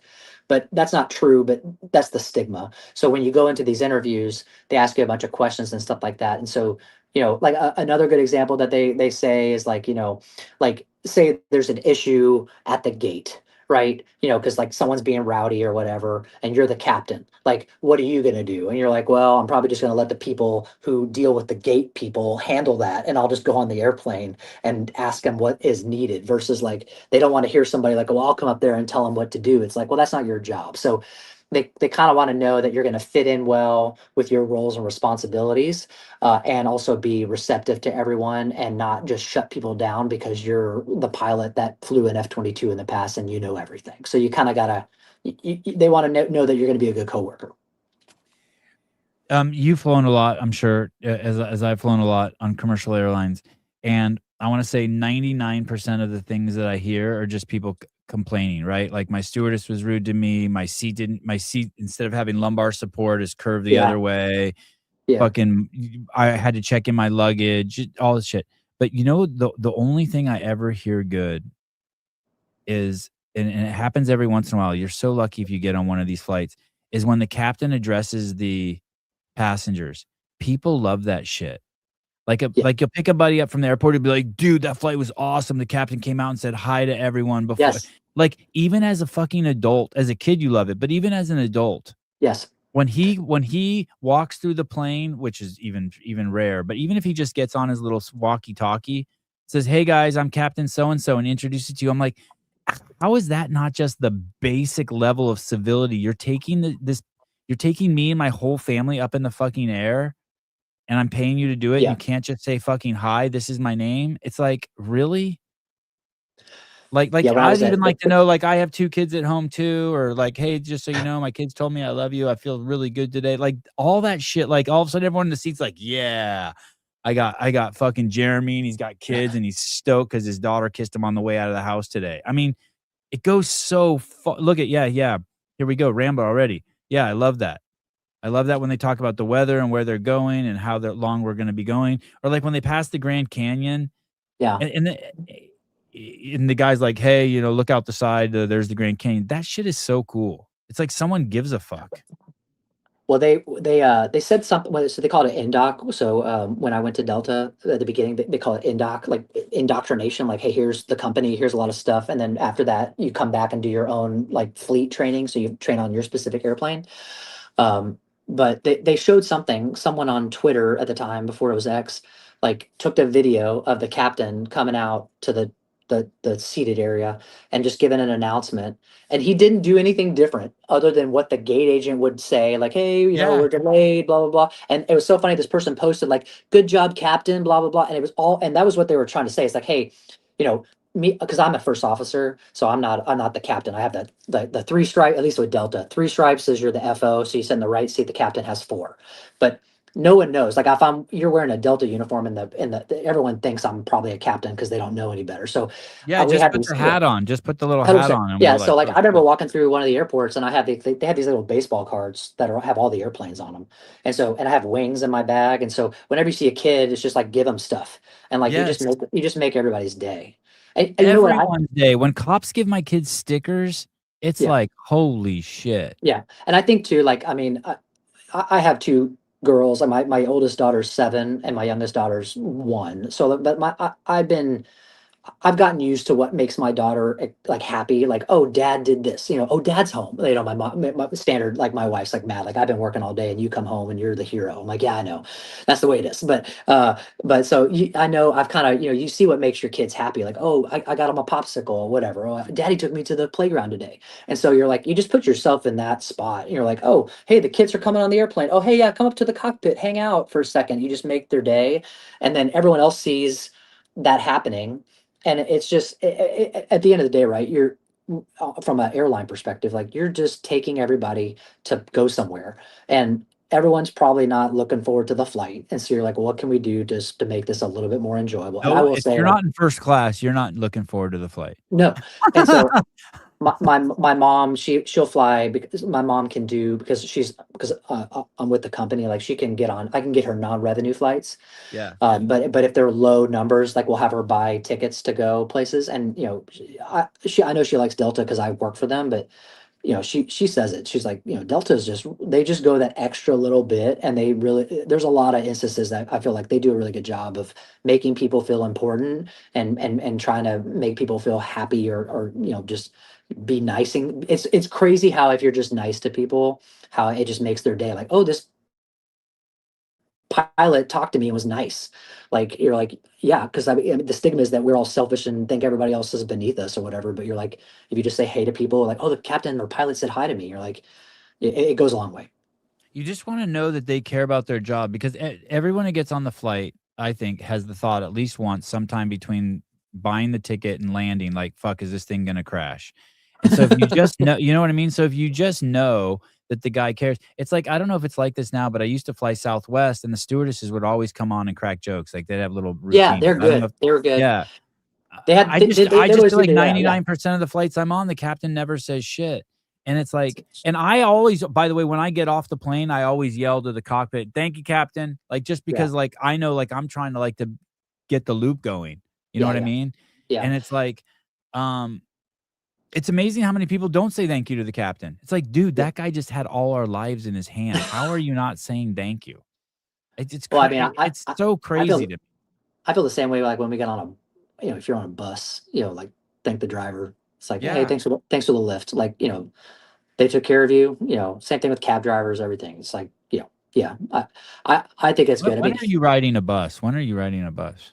like so when I flew international for a little while, and Yeah. like so when you go to the airport and then they drive you Oh, across that the kind of bus. tarmac, Okay, yeah, yeah. that kind of bus, or like we went I to thought you yeah meant like my public daughter. transportation.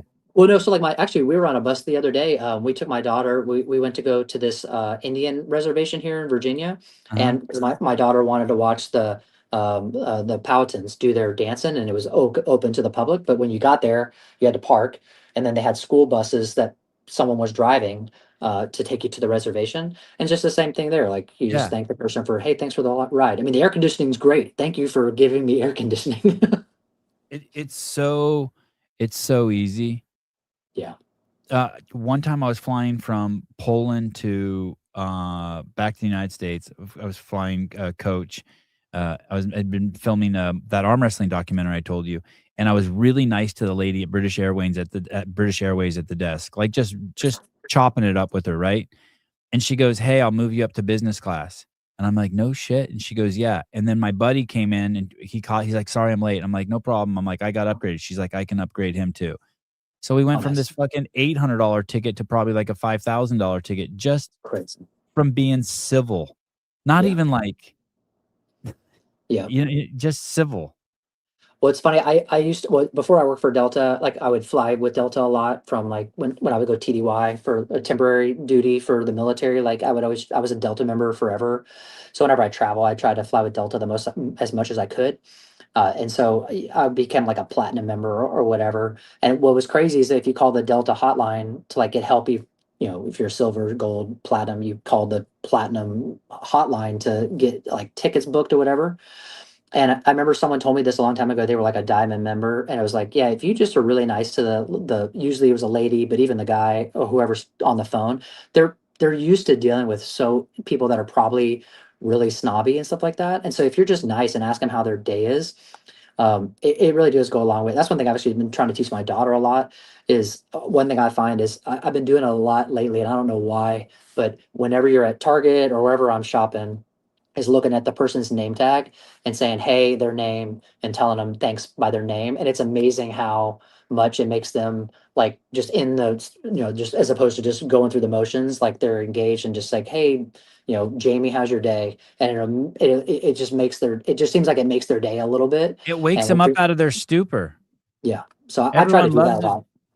I'm gonna incorporate that with my kids. You know what I always have them do? Every What's that? person you interact with like, at the coffee shop or the grocery store, the first thing you say out of your mouth is hello.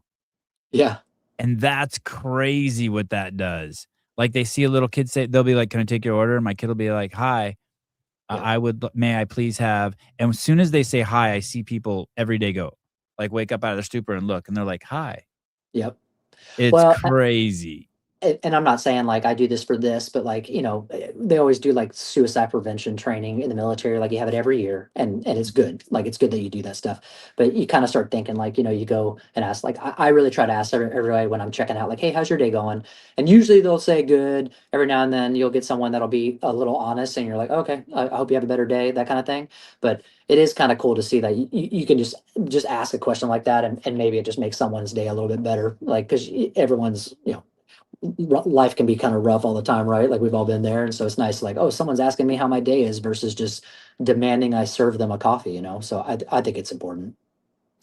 Um, does he legit fly an F-22? No, no more. I used to.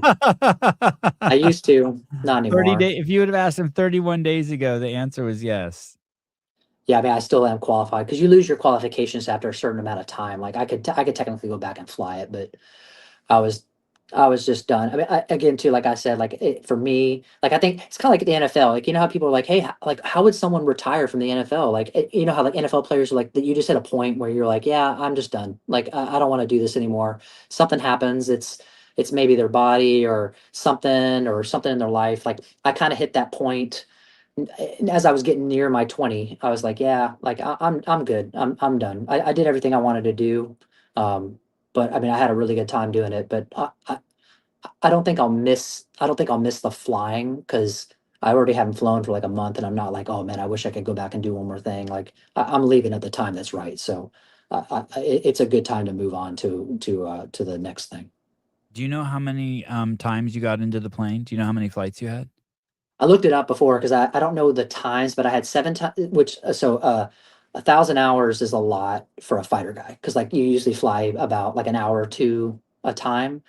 Like 2,000 hours for a fighter guy these days is a lot.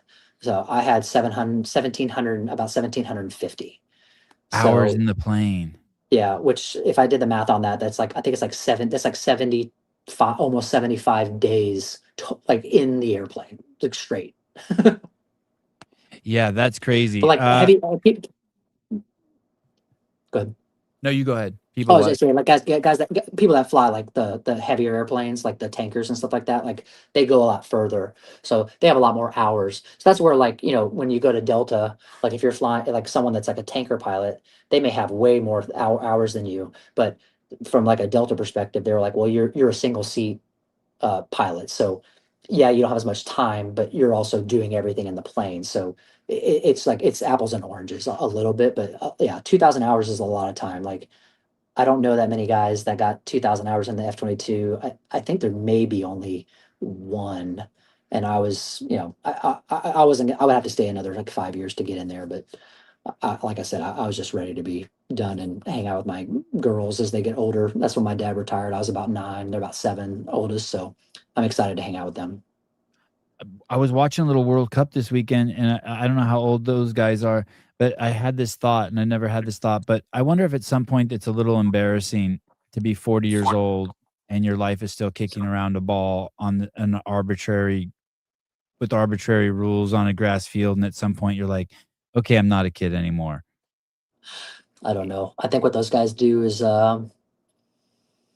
I don't know. That's a good question. I I just think, I just mean them personally. Like I wasn't thinking yeah, that yeah, about them, but if it yeah. was me at some point, if I was 40, Oh, I would just be like, yo, there's some shit that shouldn't I be have done something like I just think how limited these I mean, being around professional athletes, their lives are so limited in yeah. terms of their experiences because they've just been a master in this craft. It's just a kind of a weird craft.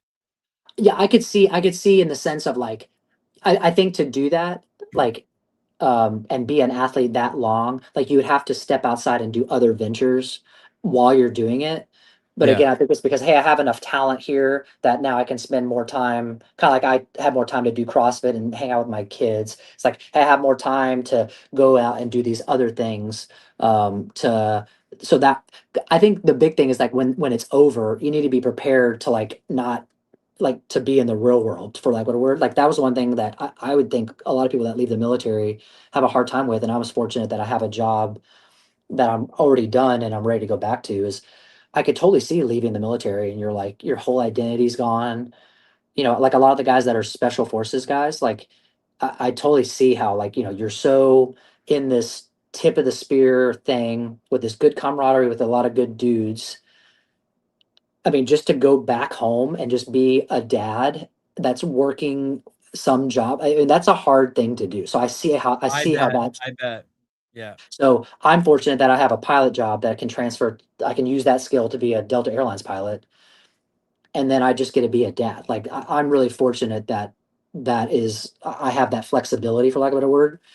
But because like when you leave the military, they have this whole class that Congress mandates that you do. It's hours to make sure that you're ready to transition, because they really kind of, I'm not saying this maliciously, they want to say that they did everything they could to set you up to leave.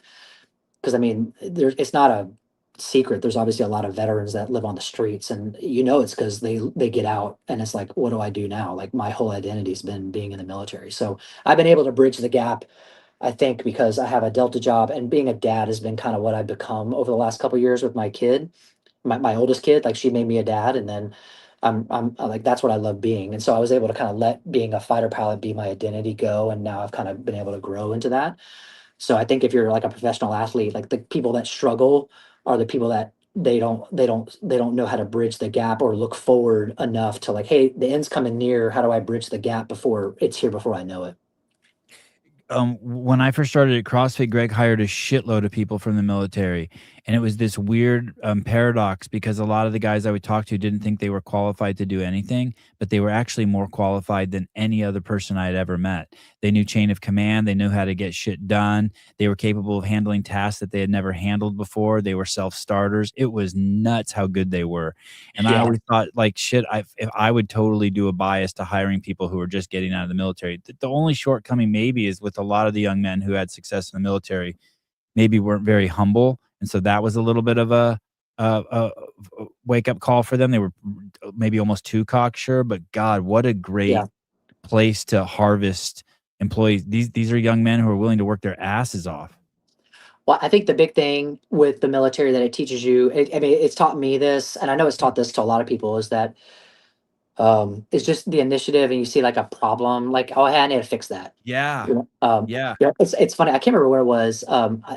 That's that's the one thing. It's kind of a joke. Like being a husband is hard because I'm so used to being a fighter pilot that I want to fix problems. But then when I'm talking to Oh, my wife, like she wants me to listen, but it took me a long time to figure. Like the better fighter pilot I became, I had to like try harder to be a better husband, if that makes sense, because what I naturally was getting good at as a fighter pilot, I had to like turn that off to be a good supportive husband when I needed to be. But I think from a skill standpoint, you're right. It's like you can hire a military person, and for the most part, you're probably going to get someone that has initiative. You give them something, and they'll get the task done as long as there's like an objective. And it's like, okay, what are the yeah. objective? That's the one thing I think that the military does a good job of, and I think pilots are very good at is, hey, here are objectives, and I only have a limited amount of resources, but I'm going to put those towards what I can do. And it's like, well, I didn't get all 10 things done, but I was able to get the top three done because I only had a limited amount of time, money, whatever. And so I think that's why, I mean, it's not a surprise. A guy like Dave is good at what he does when it comes to like putting things together and all this kind of stuff. Like, you just kind of have that. You're like, you get used to doing that kind of thing. Like, hey, we only have so much, time or resources. What can we do? And it's like, well, let's make it the best we can. But sometimes, 80% is good enough. So let's just get it done. Else it's going to be late. Those kind of things. So just kind of balancing priorities is a skill set that is you just naturally get by being in the military, I think. You nailed it. You nailed him. I had never met anyone like him. I was never around anyone in the military. When I first started working at CrossFit, I thought, wow, this guy's a real asshole. And then after being there a couple years, I'm like, wow, we get so much done under him because he just tells you the objective clearly, and then you have to go do it. And I ended up flourishing in that environment and loving it. Like, hey, don't worry about how the message is delivered. Who gives a fuck? Like Yeah, finally there's someone telling us, hey, this needs to be done and it needs to be done tomorrow, and that's it. yeah. Do And I y'all was this like, one? Oh, go ahead, sorry. it was so amazing. It's been one of the greatest experiences I've had in my life is having a relationship with him. How Yeah, much shit you can get done, and like you said, with limited resources.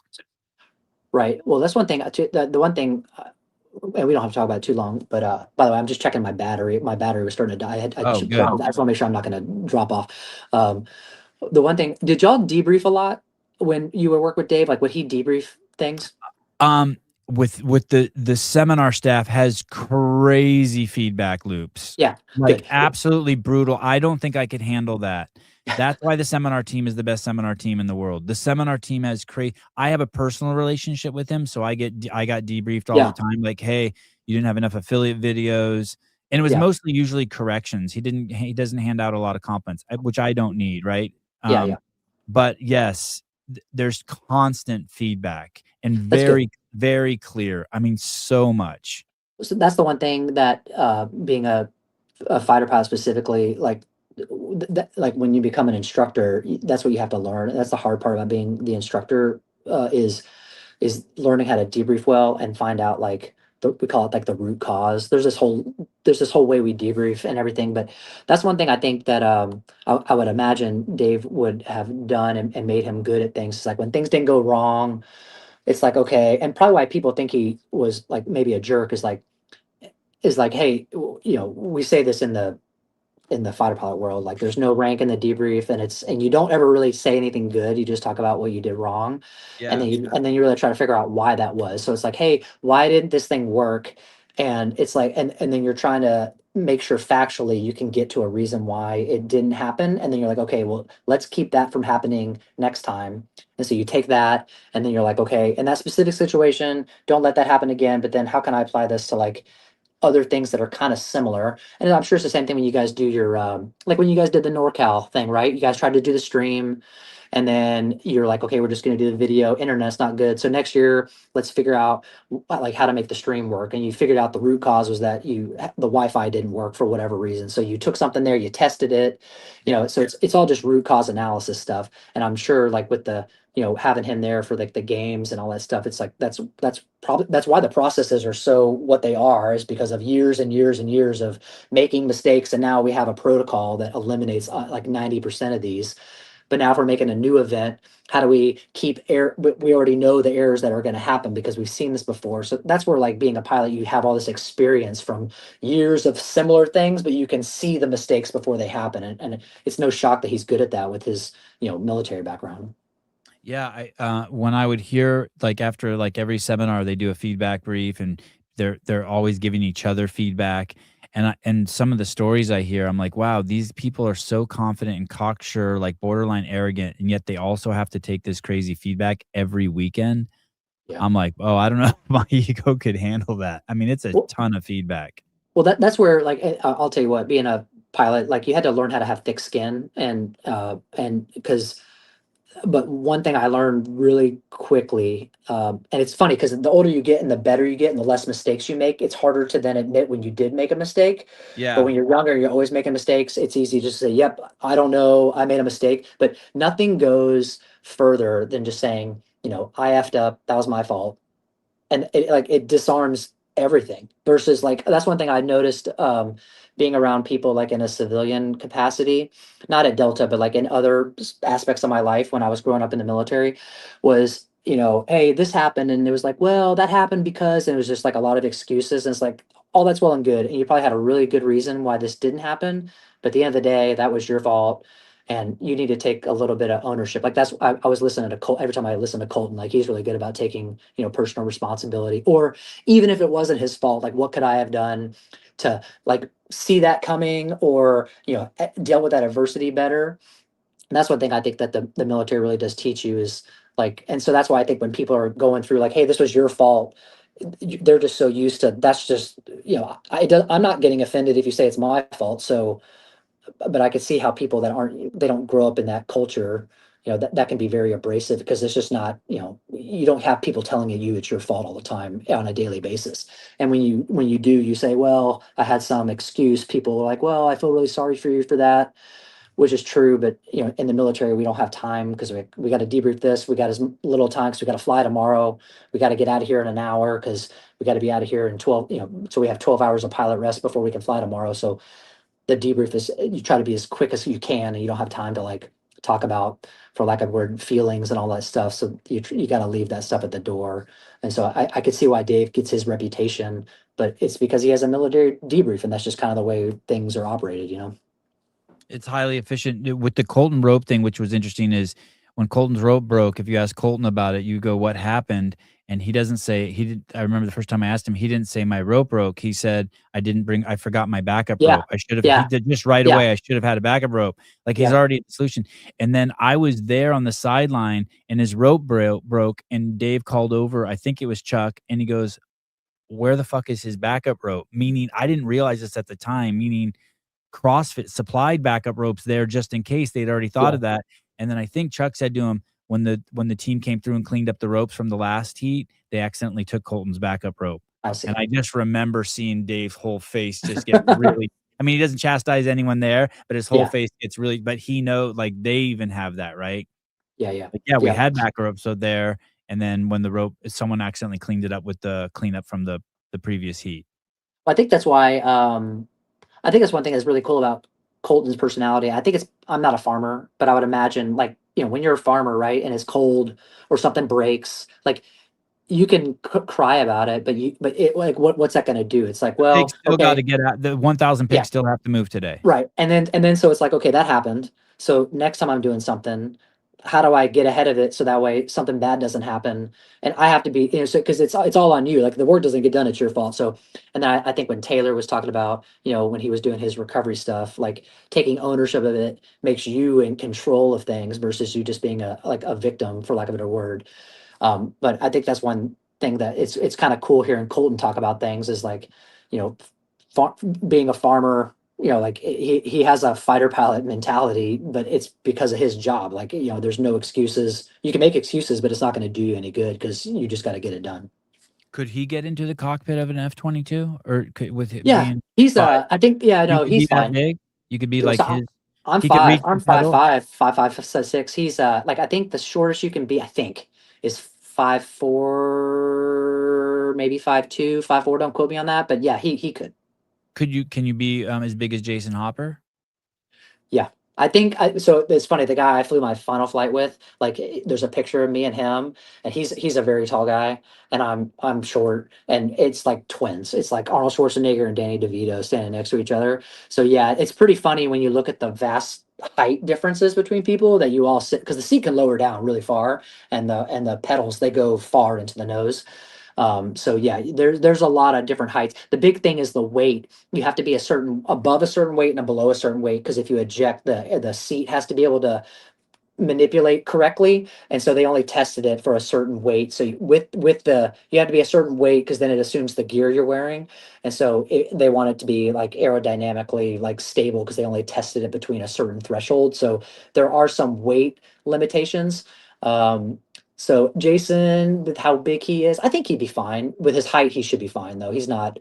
I think like the Spurs center, was it Wemby or Memby? That guy, Yeah. he'd be too tall. Like I think he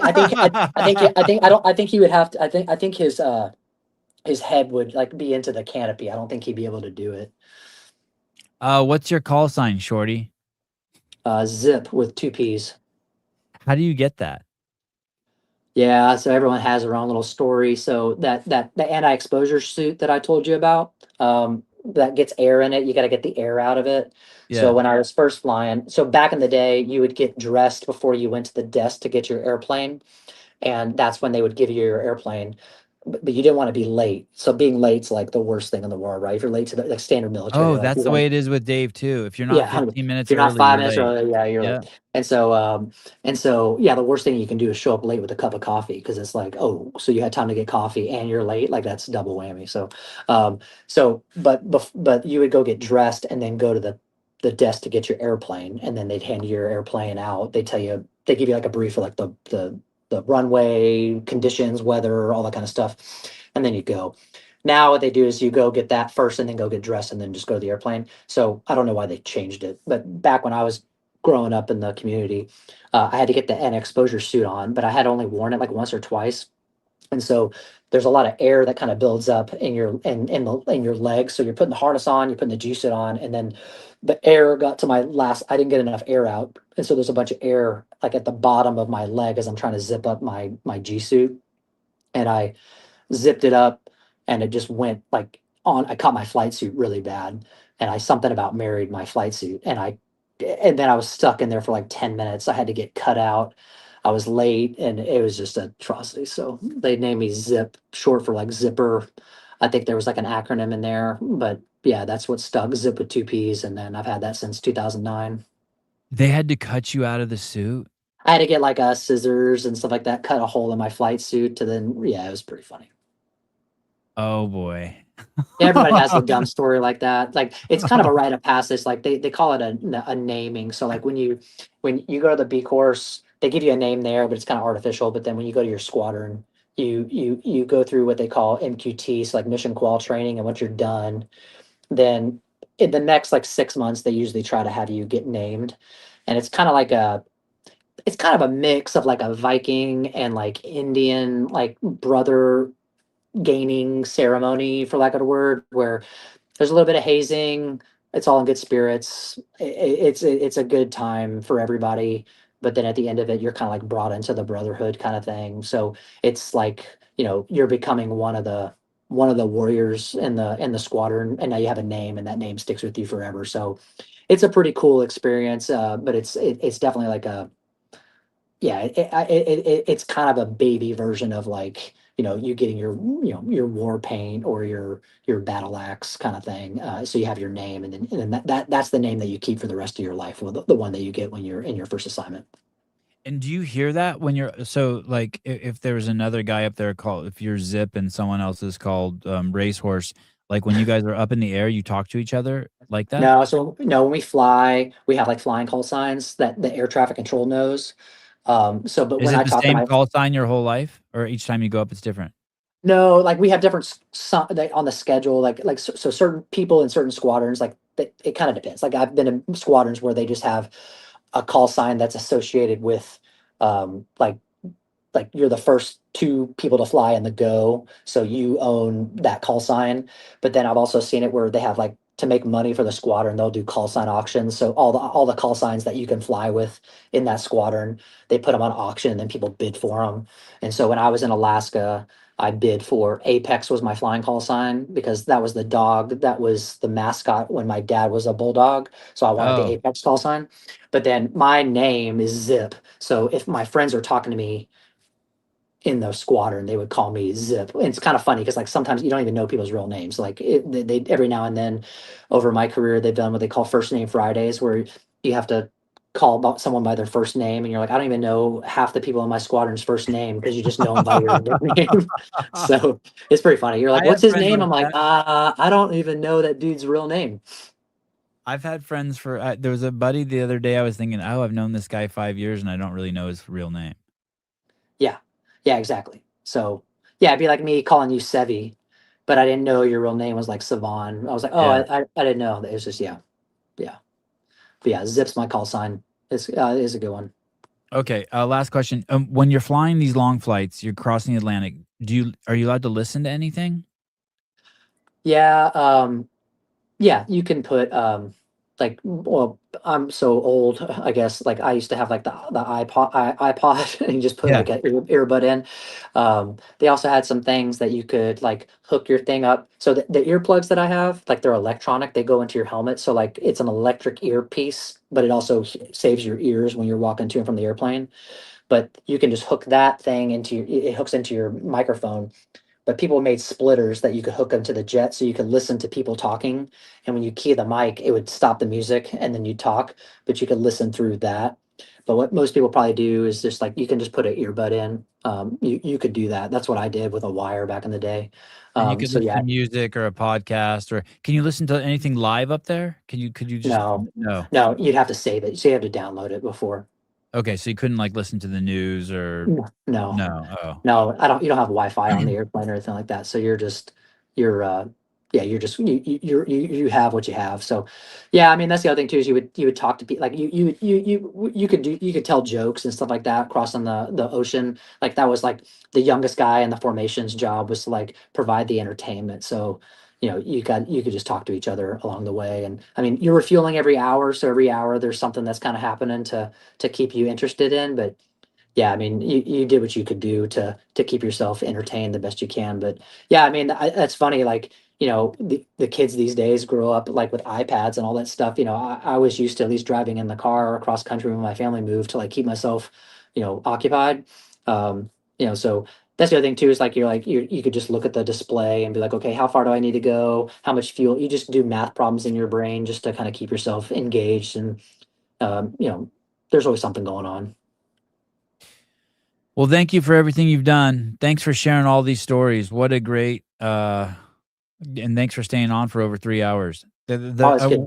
When I looked up, the first hour had blown by, I was like, "Oh, shit." I haven't Yeah. asked him Well, it's anything that good. I I wanted to got ask a, I him. got a, I got a meeting here in about 45 minutes, so it's perfect timing. So thanks very much. I really enjoyed talking to you, and I know Taylor really wanted you to talk to me. So yeah, he's a good dude. He's a real good coach. Him and Bryson and Will and Lizzie, they got a real good program. So they're good people. I enjoy all the time that you guys are on. I try to listen to you guys whenever I can.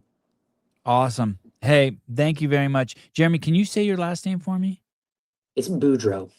Boudreaux, okay, that's what I thought, but I wasn't sure, okay. Yeah, yeah, Boudreaux. just like it sounds, just like it's spelled. I'm just kidding. Right. All right, brother. Thank you so much for everything you shared today. Yes, sir. Have a good day and great to meet you. All right. Cheers. Have a good one. Bye. Bye. Wow. What a special human. Flying those, what was it, 15, 16 years, he said, in F-22? That's wild. If it, that really is a special treat that he came on and shared so much. If you, only 185, 86 planes, less than 300 pilots, probably closer to 200 than 300. And it is the Air Force's number one fighting machine.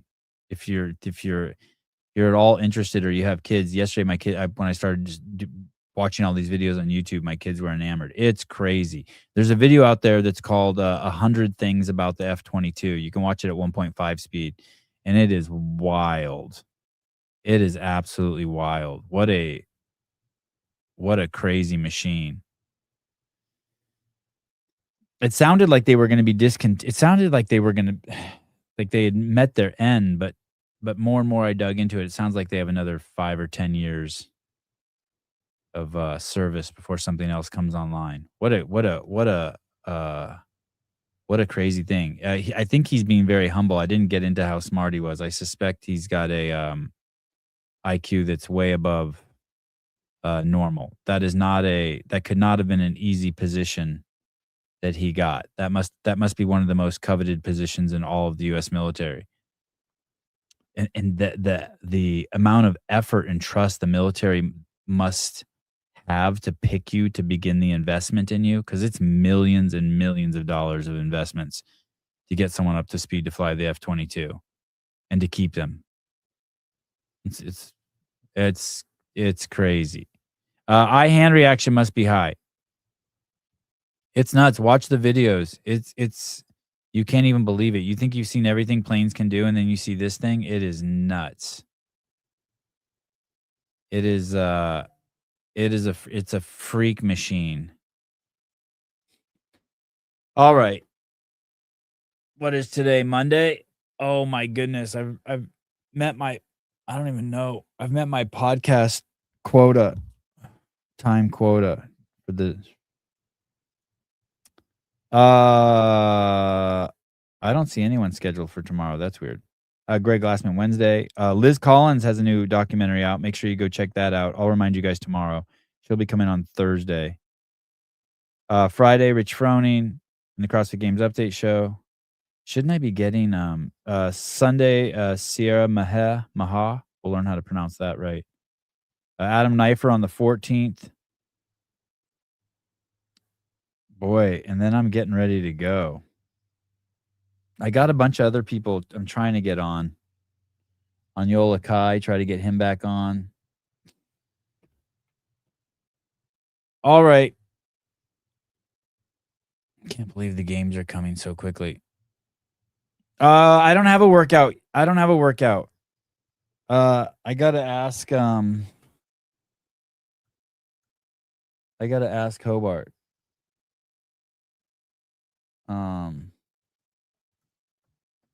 I don't know what the hell the workout is today. Yesterday I did 3 little workouts throughout the day. I watched the UFC preview for this weekend's fights with my kids in the garage. It was like 45 minutes long. And we did a seated rope climb up to a pull-up bar, 7 toes to bar, 10 rounds. We just did in a circle. That's what we topped it off with yesterday. What was my other workout I did? I did before I went to the beach, I did 100 snatches with the 20-pound dumbbell, single arm snatches. And then in the middle of the day when I came home from the beach, what did I do then? I did something then too.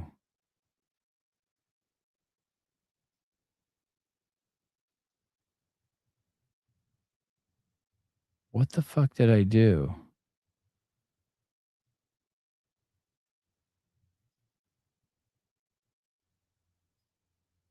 I can't remember what I did. I did something. It was 10 cals on the assault bike and something else for 10 rounds. What was the movement I did? The day before I did jump ropes. Or maybe, no, what? Oh, in the middle of the day, I did 10 cals on the assault bike, 1 pull-up, 10 cals on the assault bike, 2 pull-ups, all the way up to 10 pull-ups. Usually I do that workout, 10 cals on the assault bike, 10 pull-ups, 10 rounds. But yesterday I just started with 1 and went to 10 because my shoulders were so stiff. I was like, oh, I need to warm this up. And of course we do strict pull-ups with probably half of them being chest to bar. All right.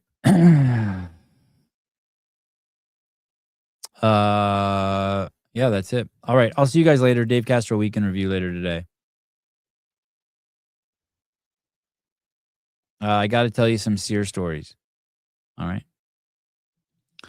Who's playing in the World Cup today? Is the USA playing? I'll watch it if the USA is playing.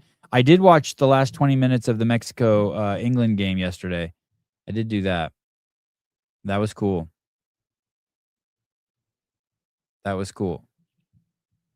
And I saw that Trump got some dude's red card. I missed the USA game where the dude got the red card. But I was reading this morning in the Wall Street Journal that Trump called the president of FIFA. Oh, here we go. I went and just did a 7 workout, 7-minute AMRAP, 7 dumbbell squat clean, 7 wall balls. Oh, yeah, let me see. My traps are pretty sore. Oh, that is what I did yesterday. I told you I did 100 snatches with the 20-pound dumbbell. I actually did 100 hang snatches. Maybe that's why my traps are short with the 20-pound dumbbell. Single arm. I did 10 on each side all the way up to 100 without stopping. Yeah, that wasn't too bad. I probably should have used a little more weight. The 20 felt heavy in the beginning and felt light by the end. USA versus Belgium, 5 p.m. my time. Oh, that's cool. It took you 45 minutes to do the 7-minute workout?